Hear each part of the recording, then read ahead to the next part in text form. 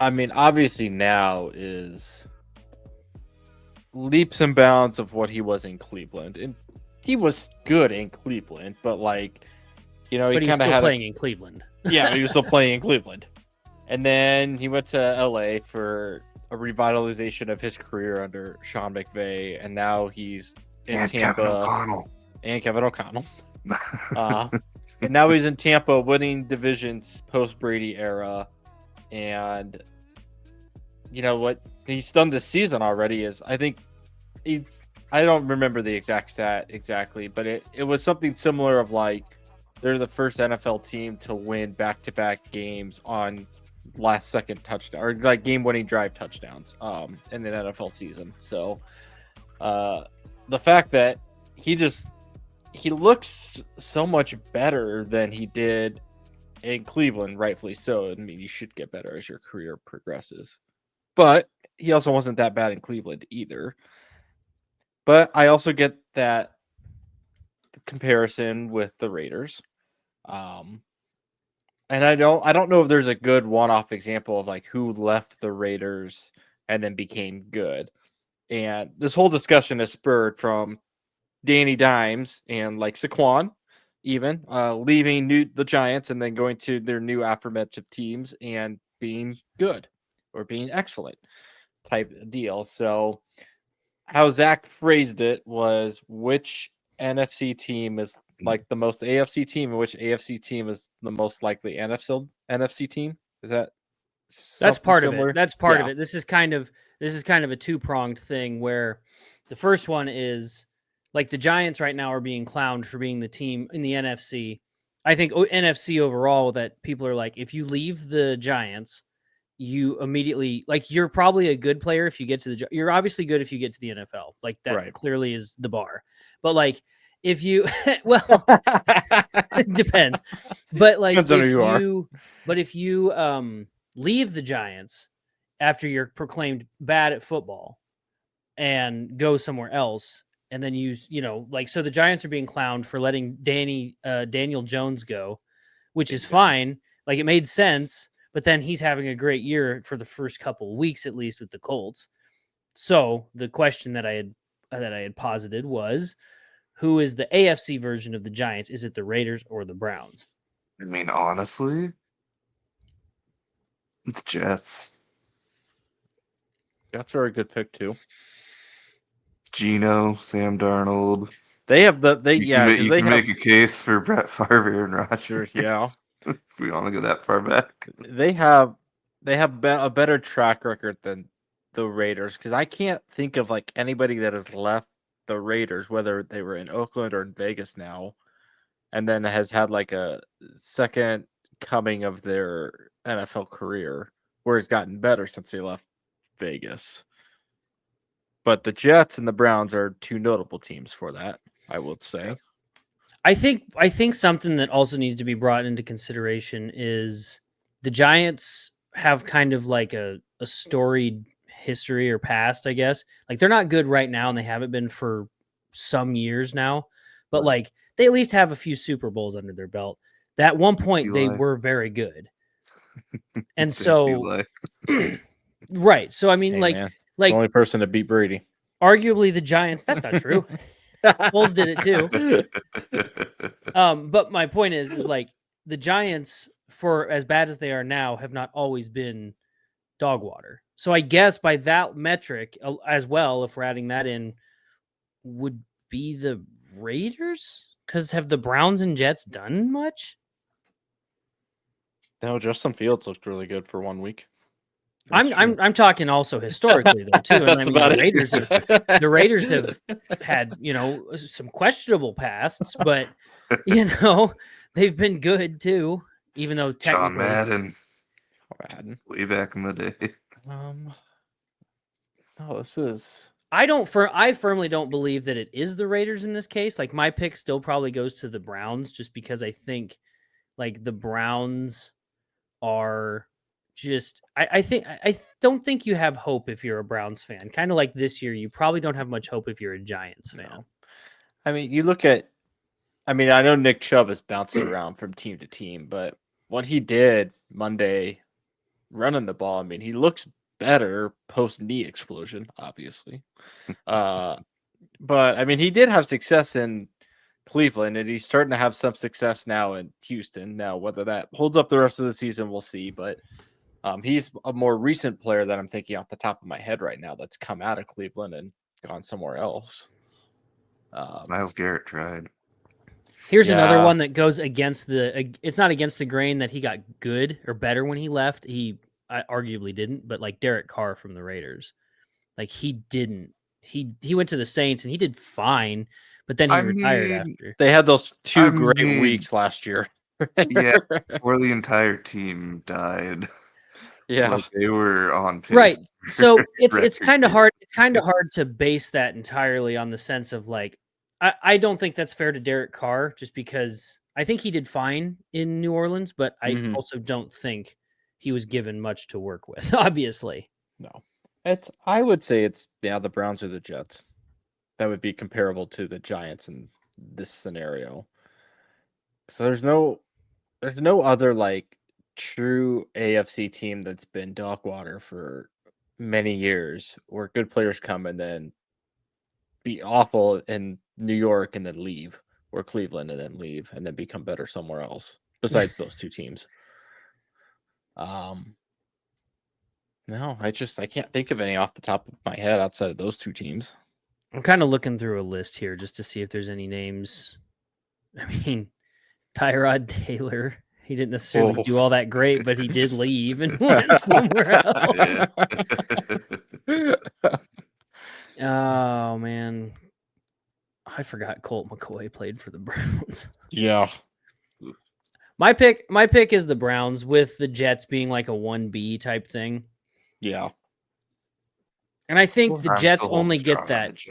I'm still holding strong on the Jets.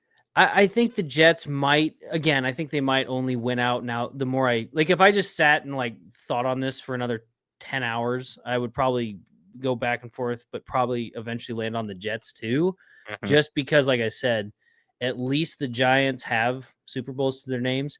I think the Jets do too. So like there is some history where the Jets didn't used to be absolute trash. They had like Vinny Testaverde. Right. So it's like the Jets weren't Frost always became a successful head coach after as a safety.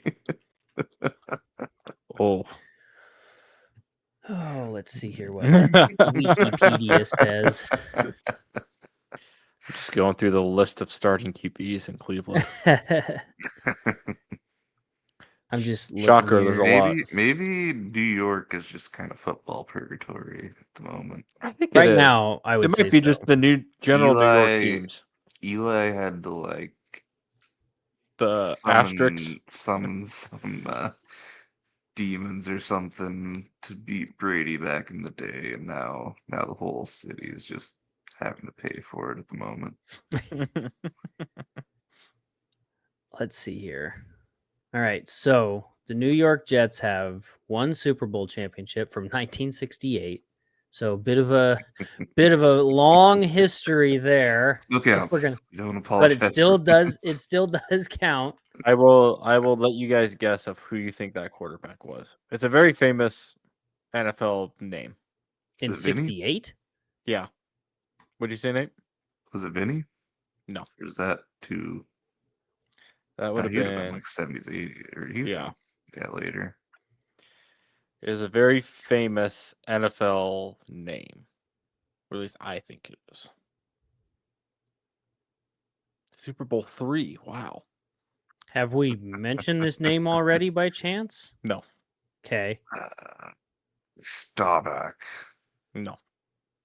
I've got nothing. Joe Namath. Oh shit. Okay. He was all right. Fair enough. Just all right. Yeah. Well, yeah. He won the Jets a Super Bowl. So yes, he's got Browns... some Jameis Winston stat line number: 173 career TDs, 220 INTs. Attaboy.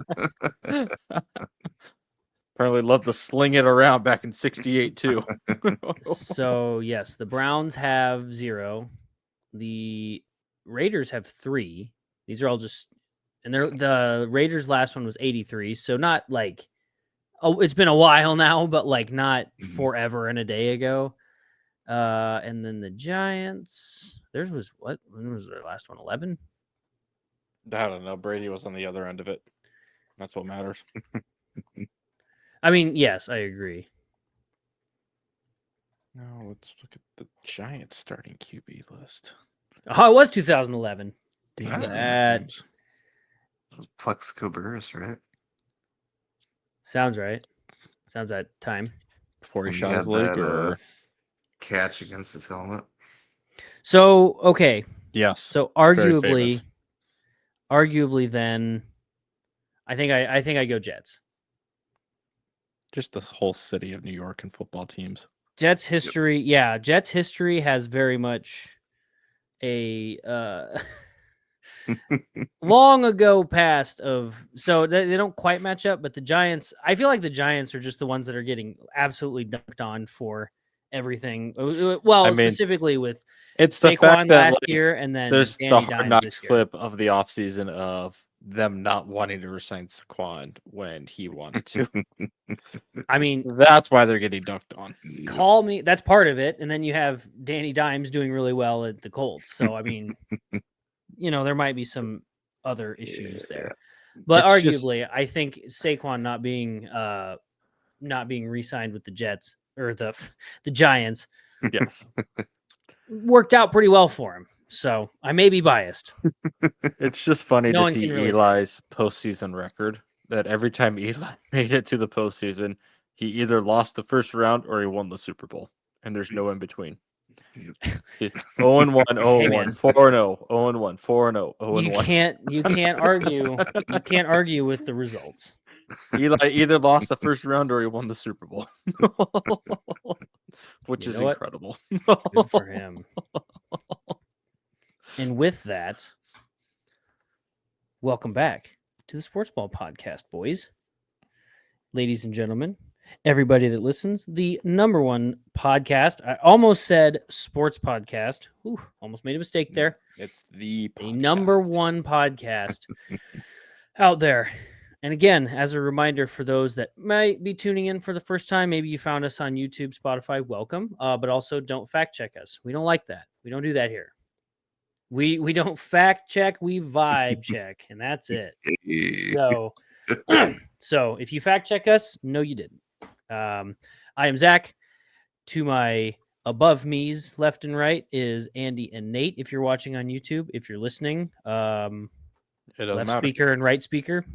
We'll call it that good. We're gonna go. You're gonna edit this off of stereo and go mono. I absolutely am not.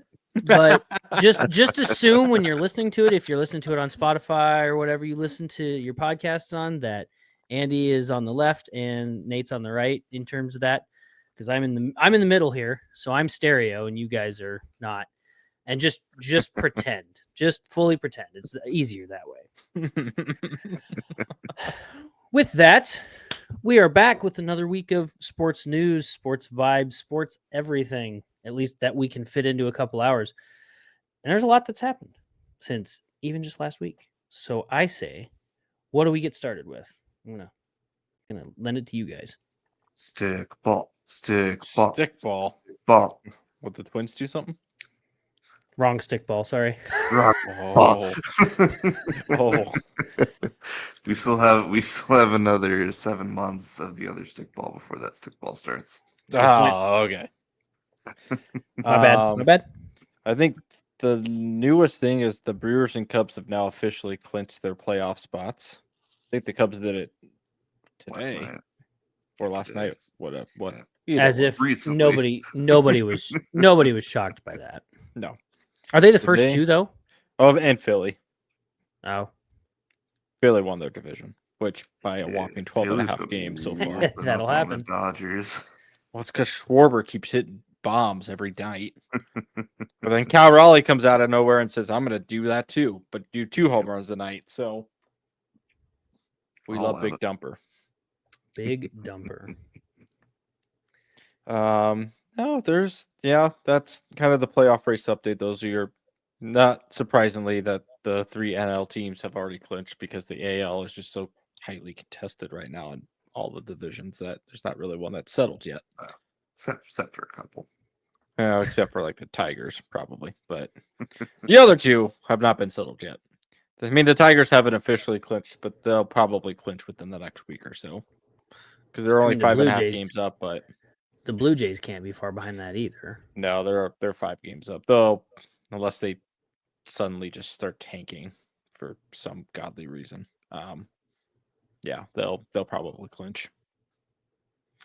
Well, I can say with certainty as a Cardinals fan that I think this year is. You're still only 5 games out of the wild card. Yeah, but ESPN has a less than 0.1% chance. Yeah, but 0. this kind of comes back to the Suns argument that I had in the finals, near the finals last year, where it's just like it's this time. It's not that I don't think they deserve it because the team itself has played hard for quite a few games. There's been some that have been weird, but it's not so much that they don't deserve it because of effort or anything like that. It's just I don't think a playoff run would be good. It's finish the regular season out and start retooling earlier, kind of start making your moves. But I don't know what that means either. That could mean a litany of things that the Cardinals should and may not do or will do that they shouldn't have done. So we'll see where it goes. They're just rebuilding for next year. That's all they're doing. I hope so. I did see didn't Mason Wynn get injured? Mm-hmm. Yeah, I thought I saw something about like an ACL or something. Yeah, I think he went officially to just. I think they just said he went to IL, like just. That's what I saw. That doesn't necessarily mean that he wasn't designated for X amount of days or something, but I don't think he's going to play the rest of the season. Yeah, that's probably a safe bet. Which, quite frankly, there's not that much left of it. Even though 7 months. Yeah, even though someone keeps saying 7 months. Supposedly there's 7 months left to something. Oh, why can I not find him? Probably because he's on IL and they don't list these people. Neat. Yeah, it looks like he's out for the season. Yeah, blame Manfred, right? All out. Sure, I'm fine with it. Oh my gosh, 10-day IL. Oh. But basically, I mean, I think that's probably enough to get to the end of the year, or dang near. So it's one of those they'll reevaluate at the end of. So on that actually reminds me, on my fantasy team that Nate and I are in for baseball, I had what was his name, Santander or whatever, and he went on IL in like Santana, the guitarist.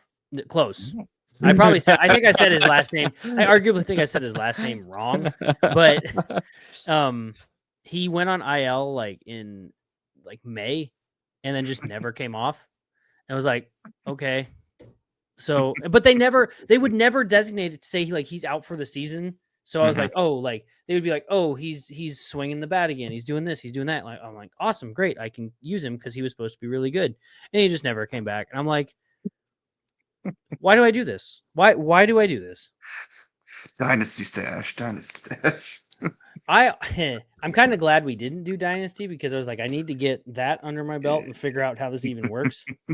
Plus, we've had some weird interactions with a couple of the people in the league, so it's like let's get rid of what a hero. Ricky, if you're out there and you're listening, we see you, brother, and we're looking at you and judging.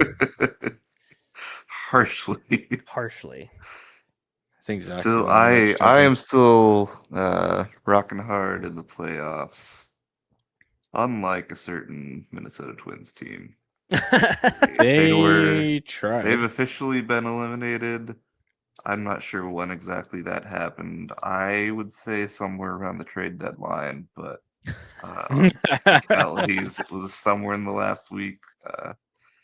So they're done. I saw a news report too that apparently they fired their like 4-man team of like pro scouting within the organization for cost saving measures. That's probably okay. So, things are going just dandy. This is where we call it the looking up phase. Things are looking up. No, I So will. the billionaires are thinking of the billionaires, and we just got to be happy for them. I am going to say this. I mean, obviously the Red Sox are having a pretty, I'll call it decent year. I don't know exactly what you It's were expecting, Andy, but it seems like a decent year decent. so far.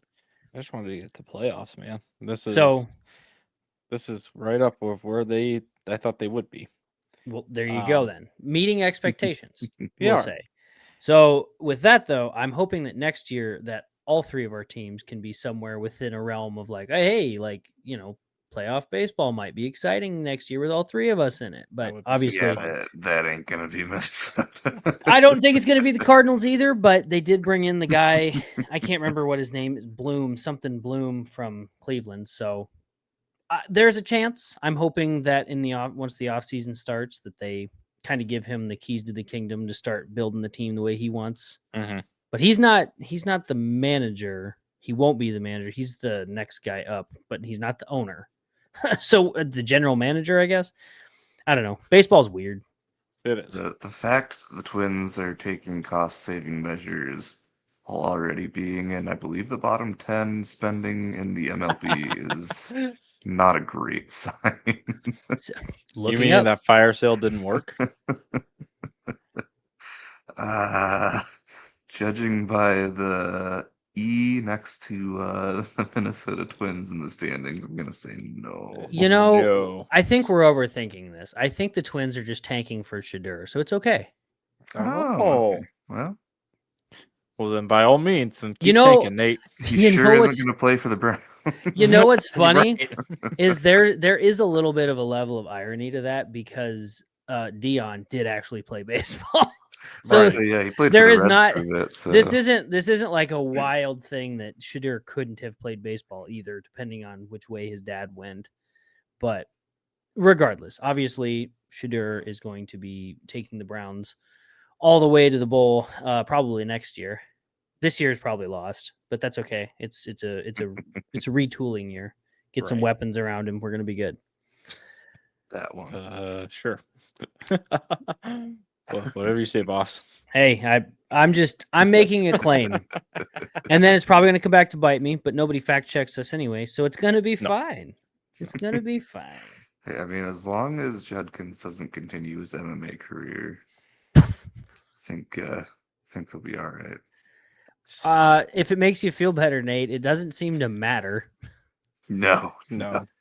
Have you Just met a slap person on the wrist? Actually, to be fair, we've never met him, I'm sure, but have you ever heard of a person named Tyreek Hill? Ray Rice, Ray Rice was Kareem also a Hunt. famous one. Just to name a few. Couple games. Obviously, slap on the paid wrist. we'll still pay them, but they're not going to play for a couple games. To be fair, And they learn their lesson. Yep, Okay, that's exactly what happens. to be fair is not the way I want to start this statement, but for lack of a better way to put it, for Judkins, at least he wasn't really getting paid because he hadn't signed a contract yet. That was a whole different ball of wax problem, but But don't worry, he still did. Now that he's officially got his contract, he will get paid now. So you're correct. But he is still playing for the Browns. So Right. Speaking of MMA, talk about Bud Crawford real quick.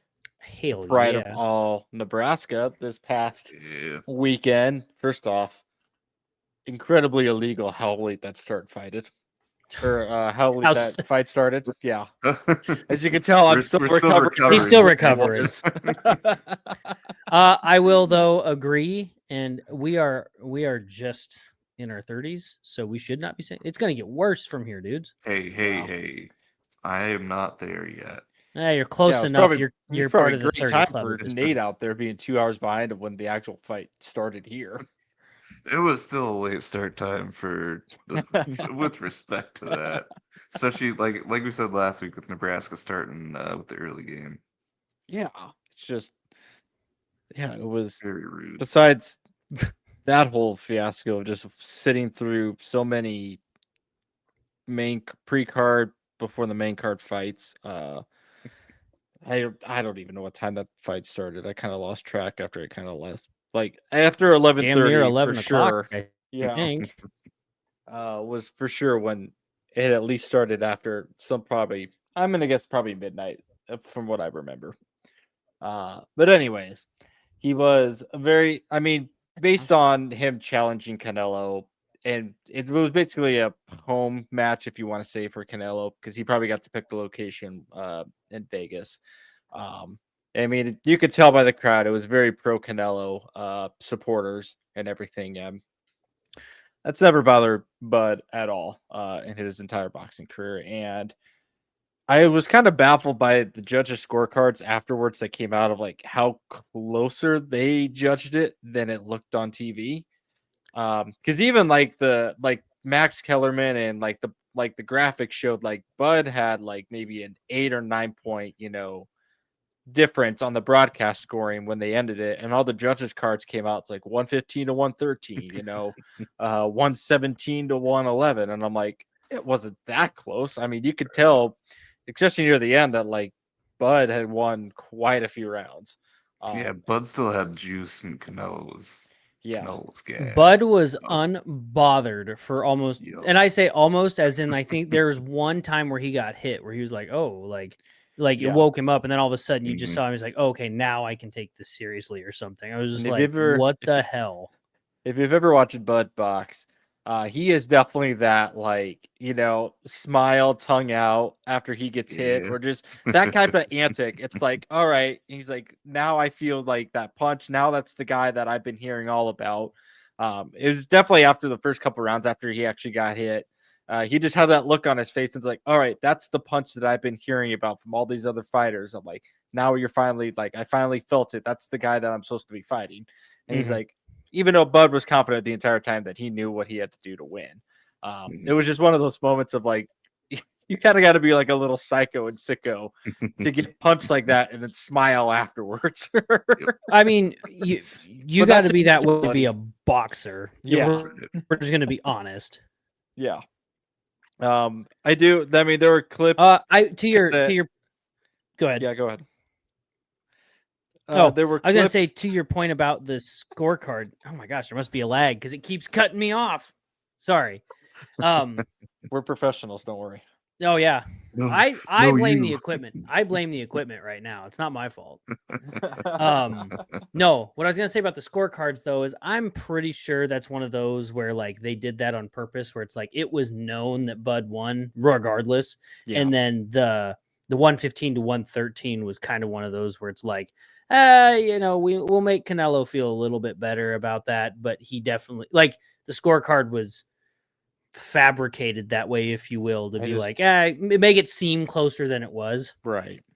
And I just don't know how you, as like a casual viewer, can watch that and not think that Bud won by a bigger margin than that actually how they scored it.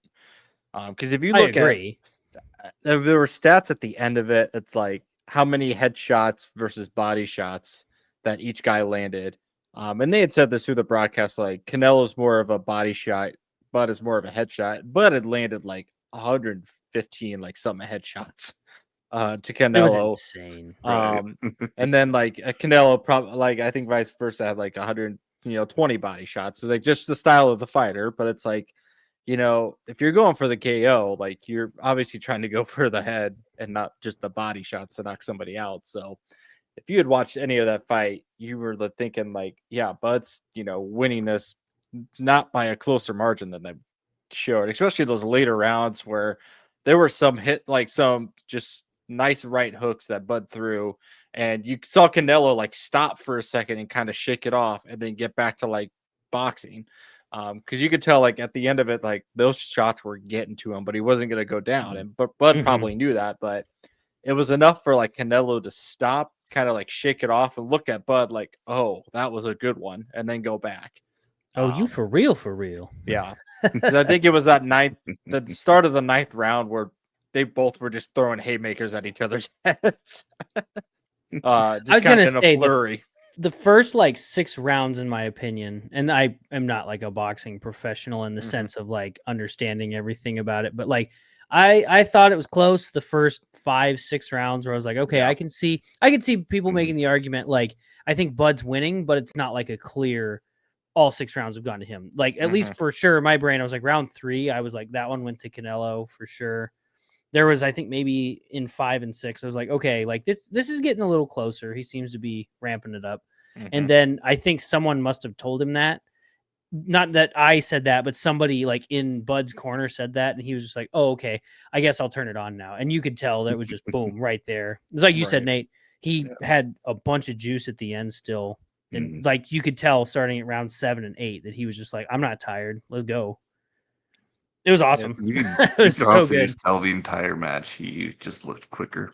Oh yeah, He didn't have quite as heavy of hits I think as Canelo, but cumulatively he was getting more in, and that definitely just kind of took a toll over time on Canelo. And kind of like you mentioned, halfway through the fight, Canelo just looked gassed, and Bud was just dancing around the ring doing his usual thing, smiling. And it's having a good old time. It's so odd that not really odd, but it's kind of more amazing that Bud went up 2 weight classes to fight this fight for Canelo. He wasn't telling Canelo to come down to his weight class, but he bulked up, got up to Canelo's weight class, and still won to challenge him. And it's you're always worried when fighters going up 1 weight class is something, but 2, you're like, how does a guy that's never fought in this weight class, how does he kind of handle the punches of a guy who stayed in that weight class for quite some time, like Canelo? How much faster are you if you bulk up? Are you going to be slower? Things like that. And like you guys had said, I mean, he still looked quick, kind of like his old, just what he used to box at a lower weight. He looked the exact same with that. And he is, I think, arguably the best boxer of this current boxing era right now. Because you had Pacquiao and Floyd Weather for the longest time. And since both of those guys hung it up, it's been like, who is going to take the next step? And I don't think there's any dispute now that it's Bud. Just based on who Bud has fought, beaten. He's obviously never lost. He's either knocked somebody out or he's won by unanimous decision. There's never been an era like an in between with his record, and so he's definitely going to be up there at whenever he decides to hang it up. Probably one of just mentioned in the greatest boxers of all times. Obviously, he will not be the greatest because you look at Muhammad Ali. God, who else am I thinking of? I'm sure there's other boxers that'll come to my head, but I personally think he'll be one of the greatest. I think he made that kind of distinction though too, didn't he? Where he at least be mentioned like, with one of the greatest. Yeah, like where he's also said though that like we're not talking about, people have been like, oh, like, are you the greatest ever? And he's like, we're like, no, like there's other generations that came before me that are not necessarily that he thinks that they're better, but like he's a different category than them right now. Like he said as much. And it's like, okay. So even he's the current era best boxer. Yes, yeah. Because I mean, the Muhammad Ali, like obviously I said, Pacquiao, Floyd, Mayweather, Sugar Ray Robinson, Sugar Ray Leonard, Mike. How do you forget Mike Tyson? Duh. With that, real man, George Foreman, Joe Frazier. I mean, there's just he'll be mentioned at whenever he decides to hang it up with one of the greatest boxers of all time. And like we said last week, when we were talking about who are the greatest individual Nebraska athletes of all time, his name will automatically be in there. Bob Gibson, Gale Sayers is who I completely forgot about as well. With that, then you go, there's a list of volleyball names you talk about. Obviously, Jordan Larson is going to be up there if talked when mentioned. So, whenever he decides to hang it up, he will be mentioned with one of the greatest boxers of all time, but also one of the greatest Nebraska athletes of all time. I've got one that might be an embrace debate, and it's only because it's unfair. Don't say Scott Frost. No. No. I was going to say, I think he should be included, but he didn't get to really show his full potential, was Brooke Behringer. Yeah. Because he died. Yeah. We know that, Zach. I'm just saying, like, It do be like that. That is what happened. So Yes. it's one of those where it's like I think he should be included, but Mhm. Can he? Because he didn't get to go on and do anything else professionally. Right. But he was really, really well respected and well known. Mm-hmm. I would put that up there. I mean, yeah. That'd be a good debate to have. I'm like, who's your Mount Rushmore of Nebraska athletes? Next week. Someone write that down because I know I'll forget it. That'll be our bye-week discussion. If we have one. Yeah, it's a good point. There's some external factors that'll play into that schedule. Yeah, we will see. We will see. That's why I'm still gonna write it down. Yes. We can just store that one for whenever we need to talk about it. With that, I think we'll go to the professional foosball side of things here before we dive into Nebraska here. This past week of football, the NFL is stupid and nobody should like it anyway. So I think that should sum it up for Nate and I. And yeah, I think that's it for professional foosball. If anybody else has any other comments they want to say. I'll be honest. Anything else that happened? Yeah, nothing else happened. Hold on 1 second here. I will say I don't have anything because I didn't get to watch the game. I had a gig on Sunday, so I didn't get to watch. I just had to look at stats, which the only thing I've garnered from it is that we're back. Like Philadelphia football is 1,000% back because they won the game strictly on defense. It sounds like the offense was a slugfest, which is great. We love that. But everybody online is immediately like, we need to fire our offensive coordinator. It's like, it's been 2 weeks. Maybe let's take a breath. Because we did this last year with Kellen Moore, and we saw how that worked out. It's a mix of because that game was on at the same time as Denver was, so I was kind of going back and forth between watching both of them. It's a mix of it's a lot of things that is Kansas City not as good as we thought they were going to be this season, and I don't think any of us agreed that Kansas City was going to be good this year. But it's also like their defense might have picked it up for that game too. Or, spin zone is Philly's offense not as good as we thought it was going to be this year. And then your defense also picked it up too. So it's like we're both offenses just having a bad game. We're both defenses having a good game. It's a mix of both. Because Philly, Zach, there are plenty of playmakers on that offense. Between Jalen, AJ, Devontae, Saquon, Goddard when he's healthy. Well, he didn't play. He didn't play, but when he's healthy, he's good. And obviously you have the offensive line and the tush push. So you have the weapons. You just haven't really shown it this year. And I don't know if that's with the new offensive coordinator, just kind of feeling things out right now. Or you just kind of okay with a winning slugfest, running out the clock and not letting Jalen pass for a whole lot this year. That could be it. Like I said, it could be Kansas City's defense might have just had a good game or starting to figure it out. But it was an intriguing game for how hyped up it was to be, and it was also at the same time. Well, when you come off of the Super Bowl and the Eagles score 40 points in 3 quarters, well, 2.5 basically, because it was 4 minutes left in 3 quarters when it was 40-6. Never forget, Kansas City Chiefs fans. Real score was 40-6. But I think it's kind of a mix of both. I think from the clips I've seen, and just kind of the general consensus is that the defenses really stepped up, which is what made it a slugfest. So both offenses struggled. And I think it kind of goes into the other hand of, a new offensive coordinator who I don't know why I get this feeling that I don't want to say they're hiding their cards, but I think they're kind of doing like what Nebraska did the last couple games where they didn't really take big shots down the field. They didn't need to kind of thing. They don't want to show everything off. It's a long season. Right. They've won the first 2 games, so they're 2-0. You can't really argue with the results, but a lot of Philadelphia fans are also kind of scorned from 2023, where they went 10-0, I think, or 10-1 or whatever, and then just fell off a cliff at the end. Kind of like what the Steelers did that one year too. Yeah, it was an undeserved, 10-0. Like people were like, oh, they're gonna make a run in the playoffs. Mm-hmm. They didn't, because the And then they offensive didn't. coordinator never figured it out. I still am willing to give the new guy some time, Right. but it's funny because then the other sentiment is we should have went and hired an elite offensive coordinator.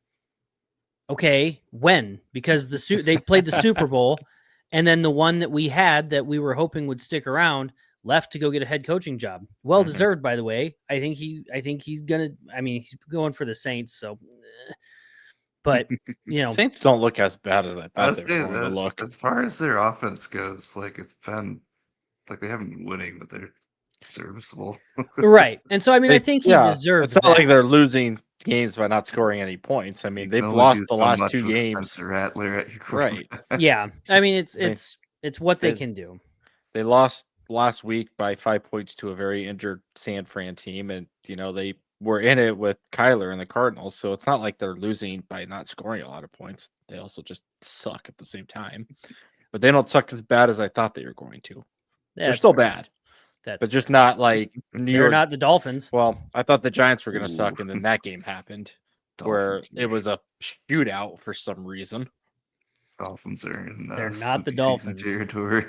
But yeah, I'm willing to give a little bit of leash to the new offensive coordinator, but I think he really is going to have to show out this week against the Rams, because the Rams and the Eagles always play each other hard. So Saquon likes to run for a lot against the Rams. That much I do remember.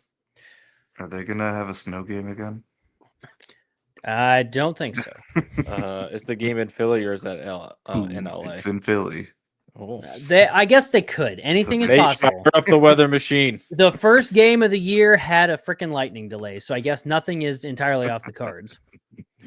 You know how boring the NFL is going to be when every team decides to go to a dome? Yep. Funny you say that.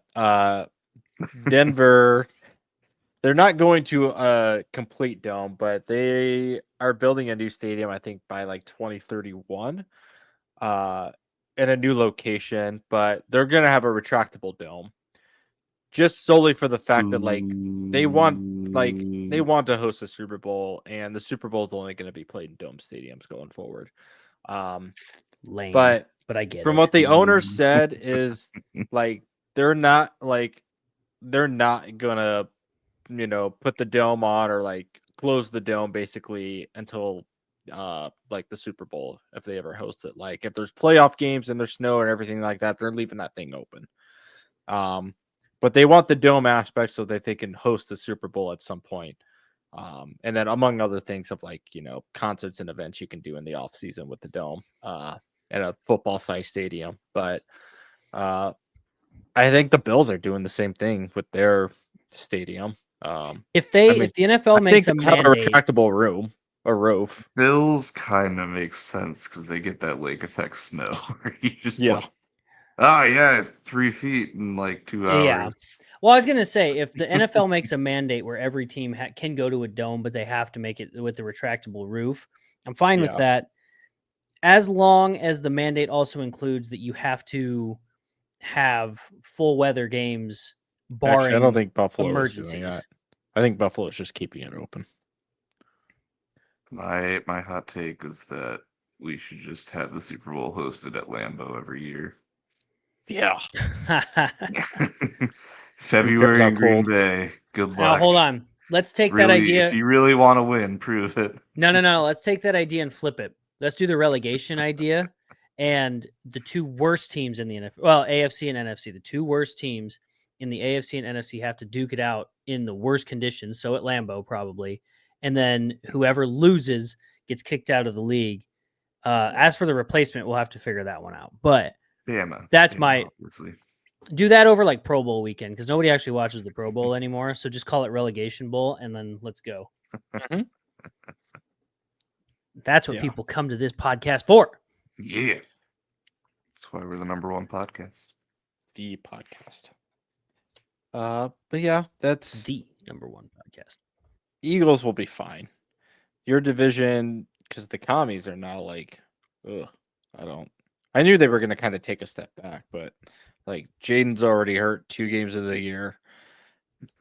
Their offense is now a little shaky. I have no idea what that's going to be like to going be fair, the forward. Packers might be not awful as a team. Yeah. So not a bad loss by any means last week. No. I mean, yeah, the Cowboys, I mean, you guys beat them, but also they just had a shootout with the Giants, which shouldn't have happened, but I don't know what to make of that. That might be a one-off, or it might be true. Russ. I don't know. They're letting Russ cook. Giants did, might and- not be bad. Except they're 0-2, but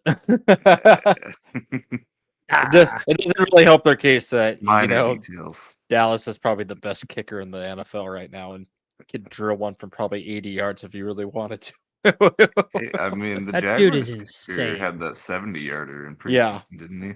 Cam Little, I think his name is. Yeah. Yeah. But yeah, that game was really fun to watch. Just watching Dak and Russ do moon balls back and forth until Brandon Aubrey decided to, tell that the game's over. that guy is insane, man. It's a hell of What a was the leg. long one that he made? It was like 62. This last I weekend. think it was 64. Oh my god. Well, we've got kickers out here in the NFL, which the NFL I kind of expect this, making 60+ yard field goals pretty easily, I guess. And we've got freaking NCAA players doing the same thing. Yeah, It's his longest insane to was me how 64. it's insane to me how kicking this year, especially this last weekend in in both, where it's like kicking itself has become insanely, like someone's become insanely long-legged and can kick one from 70 yards, no problem. Right. But then they can't make the simple, what used to be chip shots, or other kickers are struggling with, other kickers are just struggling with doing everything. And then you somehow have Nebraska, who has hit multiple field goals from not chip shot distances. And we're like, what is going on? Now, I know we'll get to Nebraska, energy but up. like, what is going on? We don't need a special teams anymore. We're not even going to use them. I'm fine with that. I'm okay. Well, I am and I'm not. I still want to see Archie get into the game more, but I imagine we're going to use them now. probably. Michigan's defense does look pretty. We'll get there. We'll get there. Getting ahead of ourselves. Like Nate had mentioned, yeah, the Packers look pretty good. That's all I'm gonna say.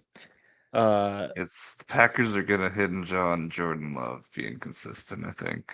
Yeah. It's that If defense. there were still a couple of throws that Thursday night that Jordan Love underthrew some wide open guys that should have been touchdowns, but for the most part, he's been pretty accurate and consistent. And turns out adding one of the top edge rushers in the league to your team is a pretty good sign that your defense might be good too. Yeah, Who knew? Not Jerry Jones. Every time that Russ threw a moon ball on Sunday, I was like, boy, it sure be great to have a nice pass rusher that could get to him before Russ throws that ball. If only Dallas had an opportunity. I think the Cowboys signed Jadeveon Clowney. Clowney, yeah. You do that, but it looks like there might be a hole in that defense for some reason. Yeah.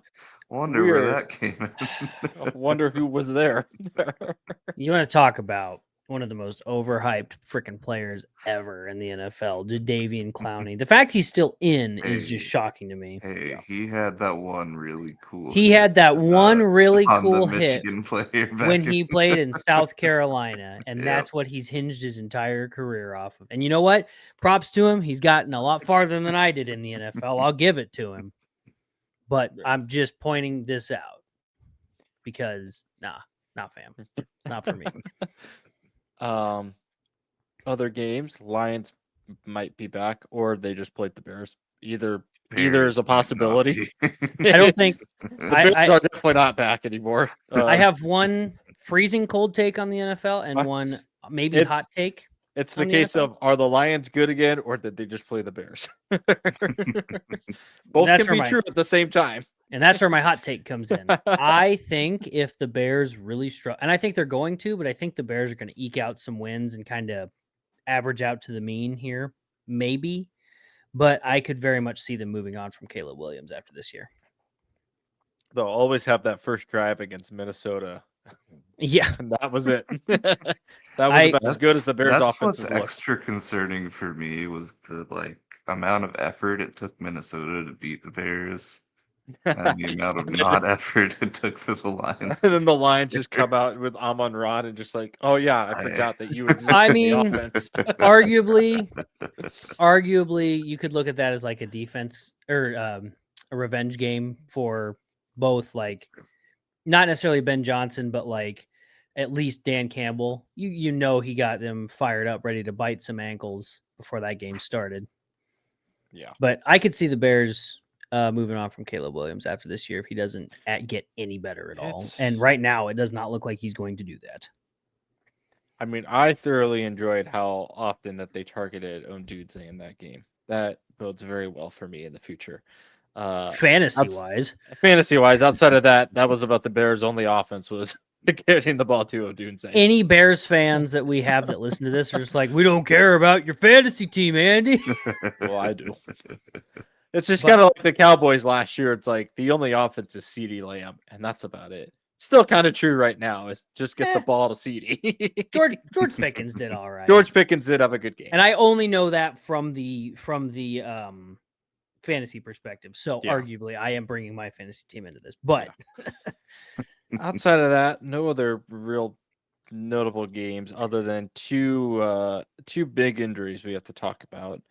One involving Nate's team, but the other one involving the Bengals. Taylor Martinez special for Joe Burrow. Yeah. Taylor Martinez 2.0. And so if you don't know by now, Joe Burrow is out at least 3 months, probably this season. Unless the Bengals somehow make a big run at the end and get into the playoffs, he could be back. But I can't imagine tearing ligaments and tendons in your toe and having surgery and coming back 3 months later is probably a good idea.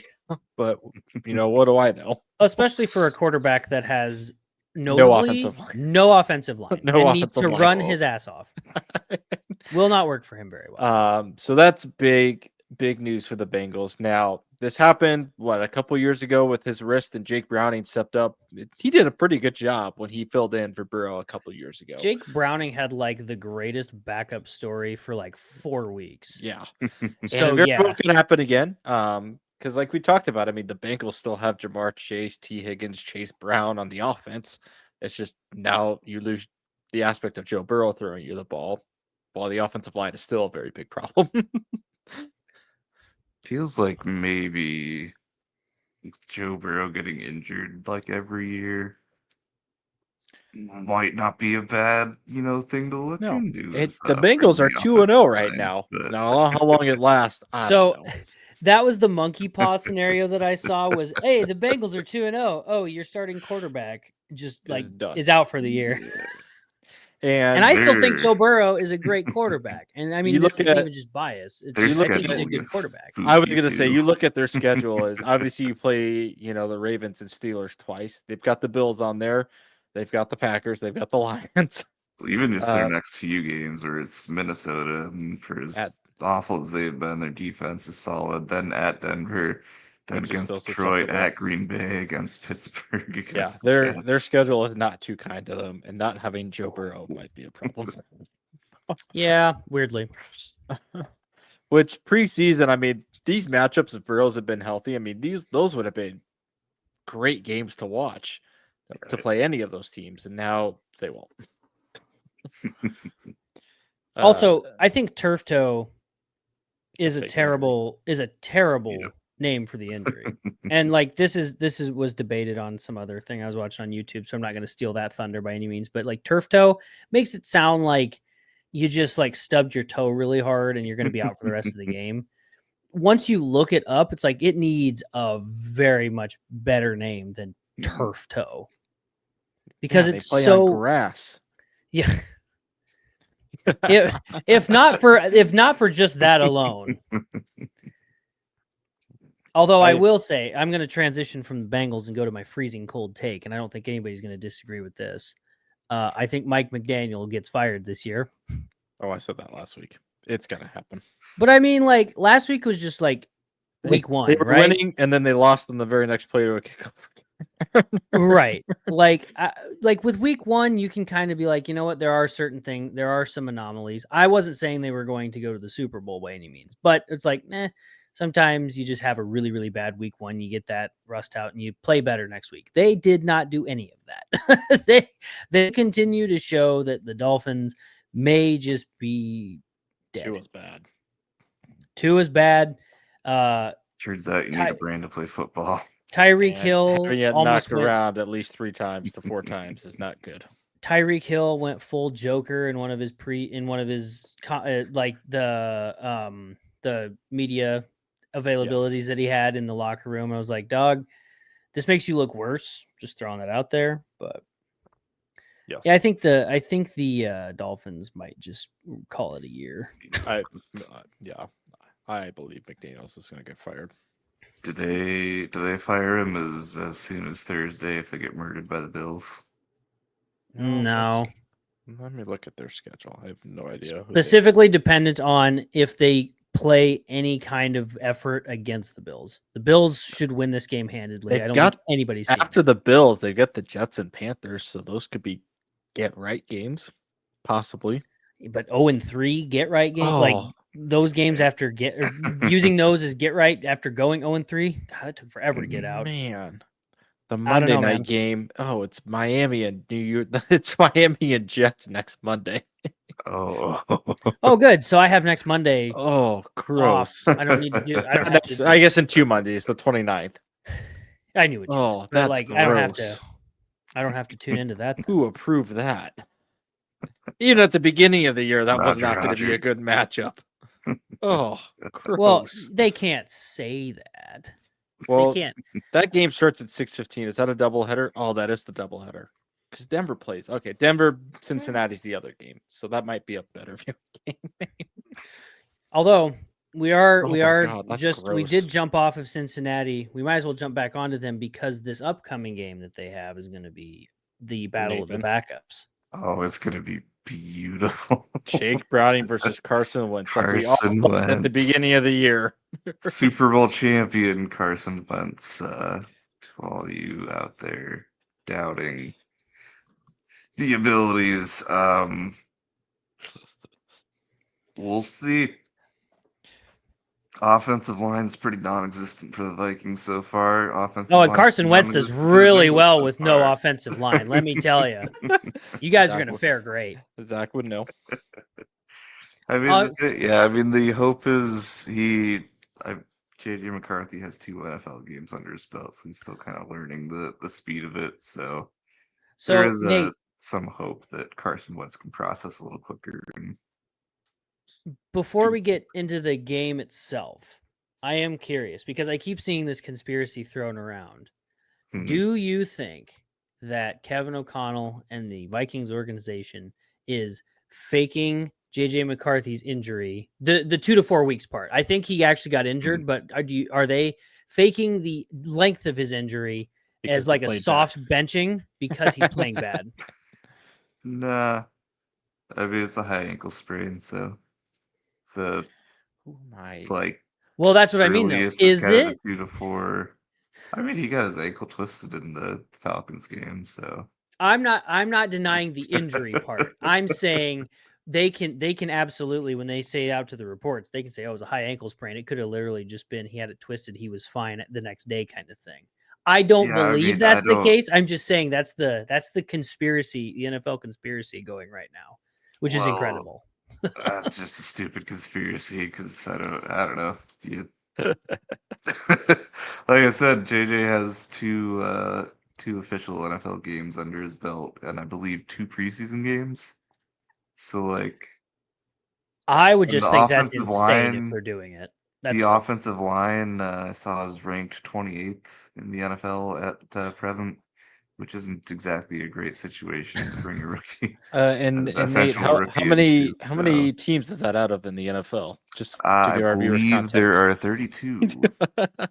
So fourth So- worst in the NFL. So you want to be above. You want a lower number is what you're saying. You want to be at least top 15 at the worst. That's the crazy Especially- thing. Especially bringing in a young rookie quarterback. That's the crazy thing is that like if the Viking, and I mean 2 weeks in, there's still a lot to learn about teams yet. You know, we've probably got 3 more weeks of actually learning who's who here. So could have been a And I fluke game. will say, so the Vikings played the Monday night game last week, and then JJ had a kid Second Oh. half. on a short week. So like I could imagine he, probably wasn't 100% mental acuity there on a short week, having a kid going through that big life experience and then Mhm. being expected to play Maybe on that Sunday night football in his second career game. maybe that lends credence to the conspiracy though. They're like, wait, saying, oh, like, go get right. Basically they're giving him paternity leave. Go get right with your family. We'll bench you so that Carson Wentz can try to prove himself to go get himself a deal next year. Boom. Mhm. I don't believe it, but I was just curious what your thoughts were. You don't trade up to get a quarterback in the top 10 to bench him after 2 games. Well, Generally okay, not. fair enough, but you also After you waited an entire season because he got injured last year. But see, you also don't arguably take Jalen Reagor over Justin Jefferson either. But we see how that went for certain teams, don't we? And the Vikings are not certain teams.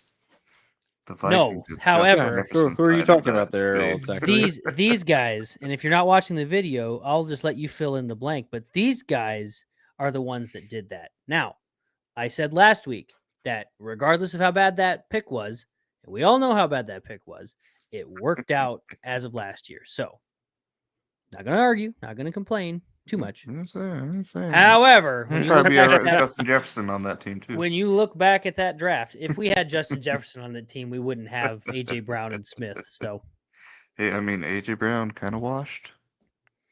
no, he just hasn't. Jalen Hurts just hasn't passed for more than 150 yards. Yeah, it's a product of the Philly offense, not passing the ball. No, not washed. Neither is Jalen Hurts for that matter. It's just the offensive scheme is right now very I vanilla. don't know. We're talking conspiracies about an injured guy. Maybe the Eagles' offense is just garbage now. No, I was gonna say the conspiracy with the Except Eagles Saquon. right now is that AJ Brown still might be hurt, but they're still playing him so that people key on him to help open the offense up. Which, if But that's the that case, hasn't worked though. it has not worked. Conspiracy: Jalen Hurts can't actually throw the 200, football. 300 yards while doing it, but he hasn't. Nate, if you actually believe that conspiracy, I'm going to respond with the dagger in the Super Bowl. That was the throw that happened, and it worked. It did work. They won a Super Bowl. Not if he's washed. Many people no. forget. Not if he's washed. No. I mean, he may have gotten washed over the year. I'm sure he showers daily. So, Oh, that's what it is. but Zynga. All right. Any other good games to talk about? I kind of was on and off. I mean, we There was mentioned a week, so- game. There was a game against an Indianapolis team. I think that happened No, there last wasn't. week. That didn't exist. Didn't happen. It was a weird game in the sense that like I don't think a lot of us really expected the Colts to be this good already, and they are much better than we all thought. Kind of like our previous discussion, just getting out of New York has helped Daniel Indiana Jones help tremendously. A lot of it was Denver did not live up to their vaunted defense for a game. Now, a lot of that was Indianapolis did a lot of things that to neutralize Denver's defense. Denver's really well known for like blitzing, getting to the quarterback on time, and Indy just ran a lot of plays where they didn't let Danny Dimes stand in the pocket that much. Got the ball out quick, neutralized the pass rush, and relied on Denver's secondary to hold down the fort, which they did not, which is very unlike them. And both you could say the same about both teams, that Denver made mistakes and should have won the game. Indianapolis made mistakes, should have won the game by more than a last second 55 or 45-yard field goal that was a leverage call to begin with, which I don't know the rule for that. It didn't look like he helped or like pushed down the center to jump over the ball, but also why are you trying to block a 60-yard field goal at the same time? So both can be true at the same time. Denver did have their chances to put them away, and they didn't. They made mistakes, kind of like the old gun to foot Nebraska mantra that we always love to talk about in the past. Denver certainly did that a lot. They should have been up 10, 13 points, and they couldn't put them away, made mistakes, let Indy kind of hang around on the second half, and eventually led to their 45-yard walk-off field goal there. But yeah, I'm hoping it's just a one-off for the defense and the team, because the schedule does not get any easier these next 3 weeks. So they kind of need a quick turnaround, get their whippersnappers in shape, because they got the fighting Jim Harbaugh's coming up at LA, which I Gunslinging Justin Herbert. Yeah, I don't expect them to win that. But now, like you had mentioned, Nate, that Bengals game in a couple weeks now looks a lot more intriguing, a lot more winnable now without Joe Burrow. Because that's Monday night in Denver, which I am kind of sad about, because like Bo Nix versus Joe Burrow Part 2 would have been a lot of fun, because last year's Week 17 game was a thriller that Cincinnati won in overtime.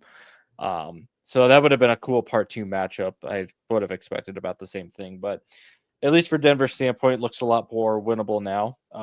And then in 3 weeks, Zach and I's teams meet in Philly before Denver goes to London to play the Jets. So the next 3 games not going to be easy by any stretch. So they kind of got to turn around the defense and figure that part out soon, or else you're realistically could be looking at 1-4. My expectations are they'll be 2-2 going into Philly. I hope. I don't want to be 1-3 going into Philly, because that would be bad. That'd be bad vibes all around. But that possibility is out there now that they lost to the Colts. But again, the Colts are better than I think a lot of us even initially thought to begin the year. And now that division, I have been a Danny. Don't you dare pull the receipts. No, you have not. Arguably, out of the 3 of us, he might be the most, but that doesn't necessarily mean that he's been a truther the whole time either. I'll give him half a point, in the sense of like, maybe out of all 3 of us, yes. Right. But I mean, that is the thinnest of half points I can give. Right. We all kind of thought that Houston was going to win that division to start the year, but now Houston kind of looks like doo-doo again. And the Colts have now come out of nowhere. So Colts very much are well in prime position to win that division.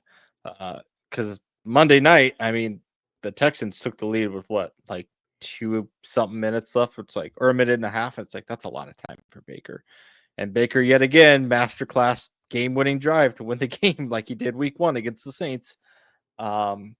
So, right now I would lean the Colts to take that division, because I don't think the Texans are going to be any good anymore. I know Jacksonville's 1-1, but I think they're still trying to figure out the offensive pieces to put in for Trevor, and their defense is trying to figure it out. But yeah, that's I don't know what to make of Denver right now. It's kind of iffy. Their defense needs to turn around. The offense will pick up its pieces, but not an easy stretch coming up by any means. So, like, looking at the Indy Denver game, Mm-hmm. I think Denver's going to be fine. I think both things. They just made a lot of mistakes they shouldn't have made. Right. And so, like, I think Denver on paper should have won that game, and I understand that's why you play the game on the field, obviously. But like, on paper should have won that game. I think Denver's going to be fine in the grand scheme, like the longer as it goes down. But with that, Indianapolis is clearly doing a little bit better than they have been in the previous years, at least for the first 2 weeks, which again, it's also only 2 weeks. Uh-huh.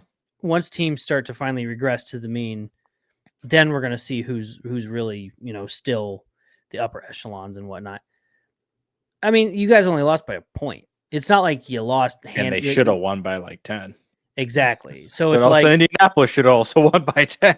so. I mean, at any given Sunday, I don't is. think I don't think that's too much to get hung up Because on. the thing that at least Denver did well was, yes, they let Indianapolis drive most of the time to the red zone, but when they got into the red zone, they held Indianapolis to, field goals most of the time during that game, if not, I think the entire time.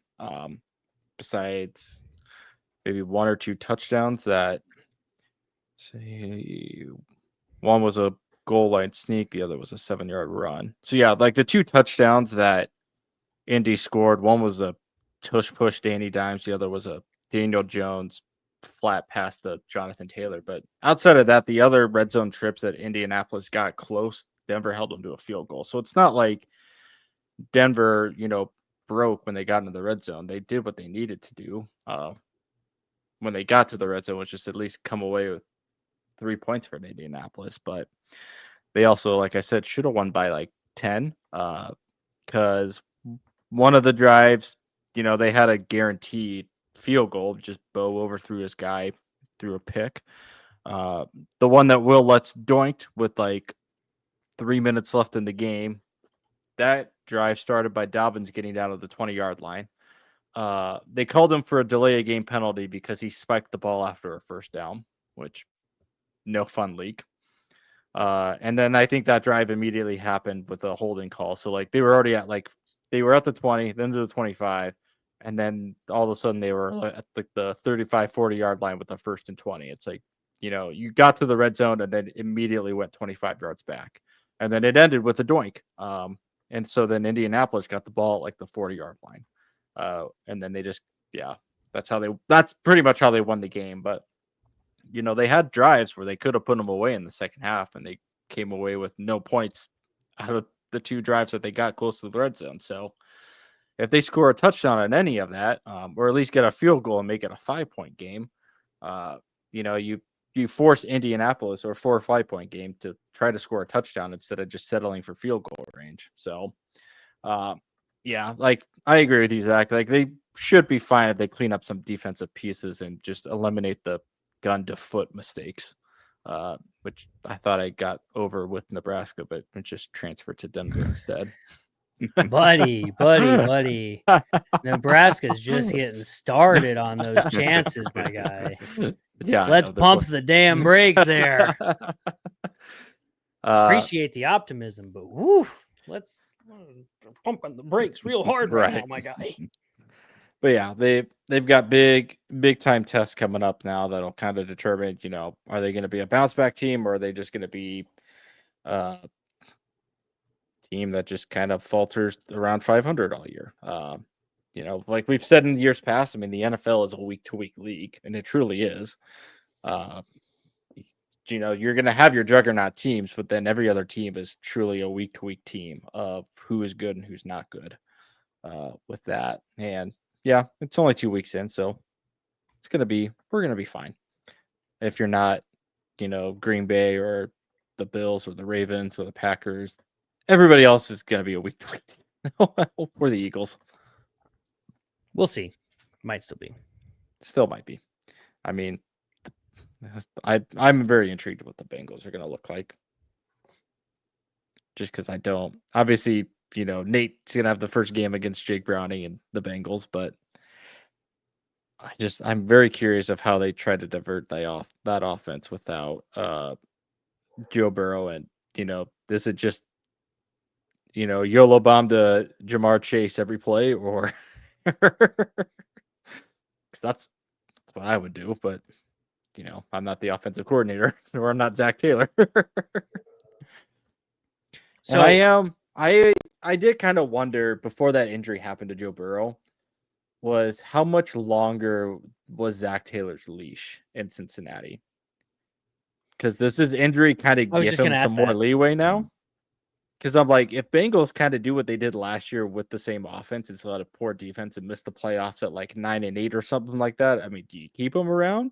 Or now does this injury like a built-in excuse? Like, well, yeah, I lost Joe Burrow at the start of the season, so like we had to figure things out on the fly, But but their defense is still the exact same. It's not like they did anything in the offseason either to improve that. I think that's where the That's problem comes. that's not really Zach Taylor's fault though. They have Right. terrible defense and no offensive line. So it's like, In a franchise that doesn't like to spend money either. yep. I feel like Zach Taylor's done well with kind of what he's given. I mean, when The Joe Burrow's head healthy, coach they're a is always the contender, first one to but- take the fall. Yeah. I think arguably this gives him a longer leash through the rest of the year. Mhm. But then he has an off season.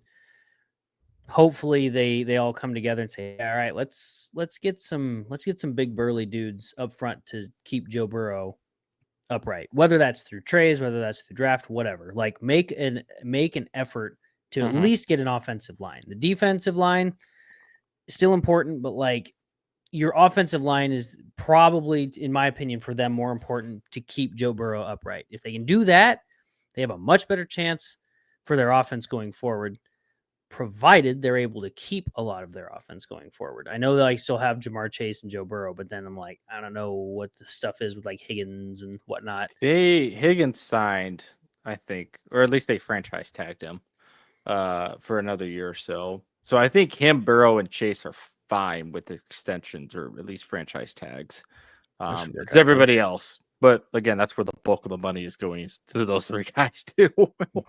So if they actually make moves in the offseason, well, it could go two ways. One, they just say, hey, we're going to make a clean break, start over. You got Right. a good offense to work with, come in with a whole new mentality, see what new head coach is.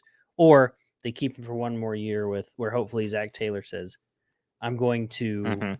go, I want an offensive line. Again, through however means that they can.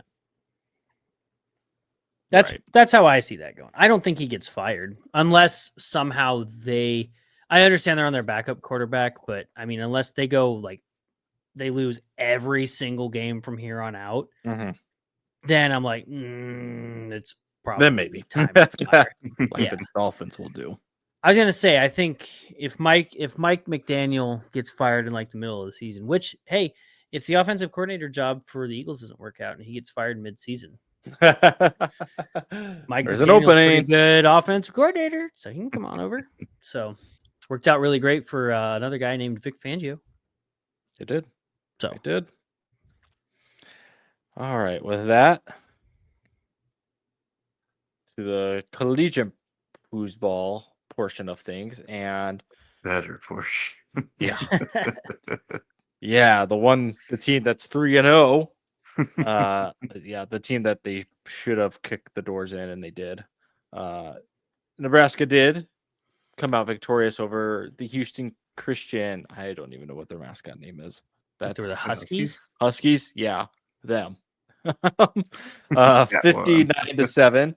Not a shutout, notably. Not a shutout. They did score on a broken play because they had the guy in the backfield, and then he just reversed field and went the other way and scored. And got like 3 blocks in the bag and holding, but yeah, which is it is what it is. But it was against our 2s and 3s. So yeah. Which I mean, that running back did look good. I'll give him that. they played like dogs. I'll give They Houston did. Christian. I mean, they played did. hard. They did, and that's you never know what you're going to get with those FCS teams. Whether they just come in for the paycheck or if they're going to fight you tooth and nail. No, that's obviously if you were playing a much better quality opponent of FCS team like one of the Dakotas or Northern Iowa or some other team regionally at least like that, like they would play you probably a lot closer than Houston Christian did. But yeah, just another game where the starters played the first half, backups got the second half, and just about what we expected from the offense was Dylan looked competent. Receivers, Danke had over 100 yards. Emmett got his fair share of touches and then rested him because we're going to need all 25 carries of him this weekend and nobody else. But yeah, it was just, I mean, there's not much to take away other than it was just a ho-hum game. Like they went in, kicked the doors on a team that they should have kicked the doors in on. Got our Noweri strip sack fumble touchdown, which thought he was going to get it picked at the end zone line. He was carrying that thing one-handed with the defender running behind him. I was like, oh, he's going to get this stripped out of his hand. But yeah, defense forced a lot more pressure. Got some sacks in there early. So a lot better than the first 2 weeks have gone for them. So again, inferior opponent you're playing, but at least promising that, they can look like they can, dial up some blitzes and some pressure. So we haven't seen in the first couple of weeks. So what I think our biggest question, and probably still will be our biggest question until we see it against Michigan, is kind of what does the front four look like against a now quality opponent offensive line of the pieces you're trying to replace. And, they did look better that game, but again, inferior opponents. So how much can you really take away from that? But yeah, outside of that, I mean, Dylan looked like he has been the first 2 weeks. I mean, competent, making his reads, checking out of plays, getting the ball where it needs to be. He didn't really put it in danger other than maybe one throw Saturday, and that was it. So Dane Key is as advertised so far. I think it's going to be a week to week of which receiver is going to kind of have top target share or just passes in general. Obviously a lot of the backups like Quinn Clark, Cortez Mills, got some better looks this week. Ja'Cory Parney got his first receiving touchdown of his Nebraska career. Famously, he has only ever ran the ball last year for 3 touchdowns. We're all rushing touchdowns last year. So good for him. Yes. Because week 1, it was Isaiah Hunter. Last week against Akron, it was kind of a mix of Hunter and Key. This week was certainly more Key and Barney focused for receiving. So that's kind of, I mean, it's not a bad problem to have too. I mean, we haven't had that in a while where, we have a good 2 to 3 wide receiver offensive threats that Dylan can throw to and be competent in, that they're going to catch the ball and make yards after catch. It's just going to kind of be a week to week thing of who's going to have the hot hand of who's Dylan throwing to, or so who's going to have the better game basically with that. So not a bad problem to have. It's just going to be, who's going to be that guy week to week. We know obviously Emmett's going to be running back number 1 until his legs fall off the rest of the season. Now that we're probably not going to be playing much backups, maybe Northwestern and UCLA, we might get some of those backup opportunities. Famously, UCLA did fire Deshaun Foster, which not surprised. Wild at how bad they are. They are bad. I didn't think they were going to be top, but I thought they'd be competitive. Yeah. I knew Utah was going to beat them, but I was like, they can probably win the other 2 Mountain West games that they play. No, they got the door kicked in on them. It's not that it's just that they lost. They got New Mexico Mountain West. Yeah, there are good Mountain West teams, but New Mexico's not one of them. I don't know. They beat UCLA. Just well, yeah. There's good Maction teams, but Akron's not a good Maction team. Ohio's a good Maction team, but not Akron. But it's the same thing with the Mountain West. There's good Mountain West teams, but New Mexico's not one of them. And they got the doors kicked in by New Mexico. I suppose that's fair. So back to my main point, but those could be other games this season that we could see Nebraska possibly play their backups. Because right now those are 95%. At least Northwestern looks like a 95% guaranteed win, just based on how bad Northwestern looks. And you could arguably say the same about UCLA right now, but with that, you got the tight end pretty much figured out. It's going to be Lindenmeyer and Heinrich running the 1-2. Unless Carter Nelson looks better in practice, I just don't see him getting much field time because he barely played in those backup games too. And if he did, he wasn't targeted at all. Heinrich had a nice crackback block on one of the runs. Yes, he did, and it was glorious. When you can take a defender off his feet with a block, I mean, it's a good block then. Heinrich is smaller compared to Lindenmeyer, so he's not a bulky tight end, but it was a pretty good block to get the defender off his feet on that.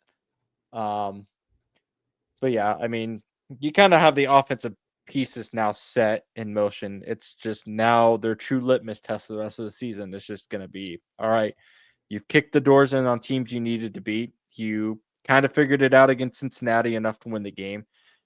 Can you kind of put that all together now and beat these games that you have lost in the past for many, many years? Because this is a coin flip game based on the spread, based on the opponent. I mean, this is like, I know the spread is like 2.5, 3, sometimes 1.5, depending on which book you look at for Michigan. But this is truly one of those times where like Nebraska is a coin flip favorite in this game, where in years past, I mean, they would come in as like a, 6-7 point favorite. And then Nebraska would get blown out at home. So can Nebraska finally turn that fortune to where they can win one of these close games against a team that you have not beaten in many, many years? Famously, the last 2 times that Michigan has come to Lincoln was the J.J. McCarthy Michigan cheating team, mind you. At big asterisk there. That was the Connor Stallions team.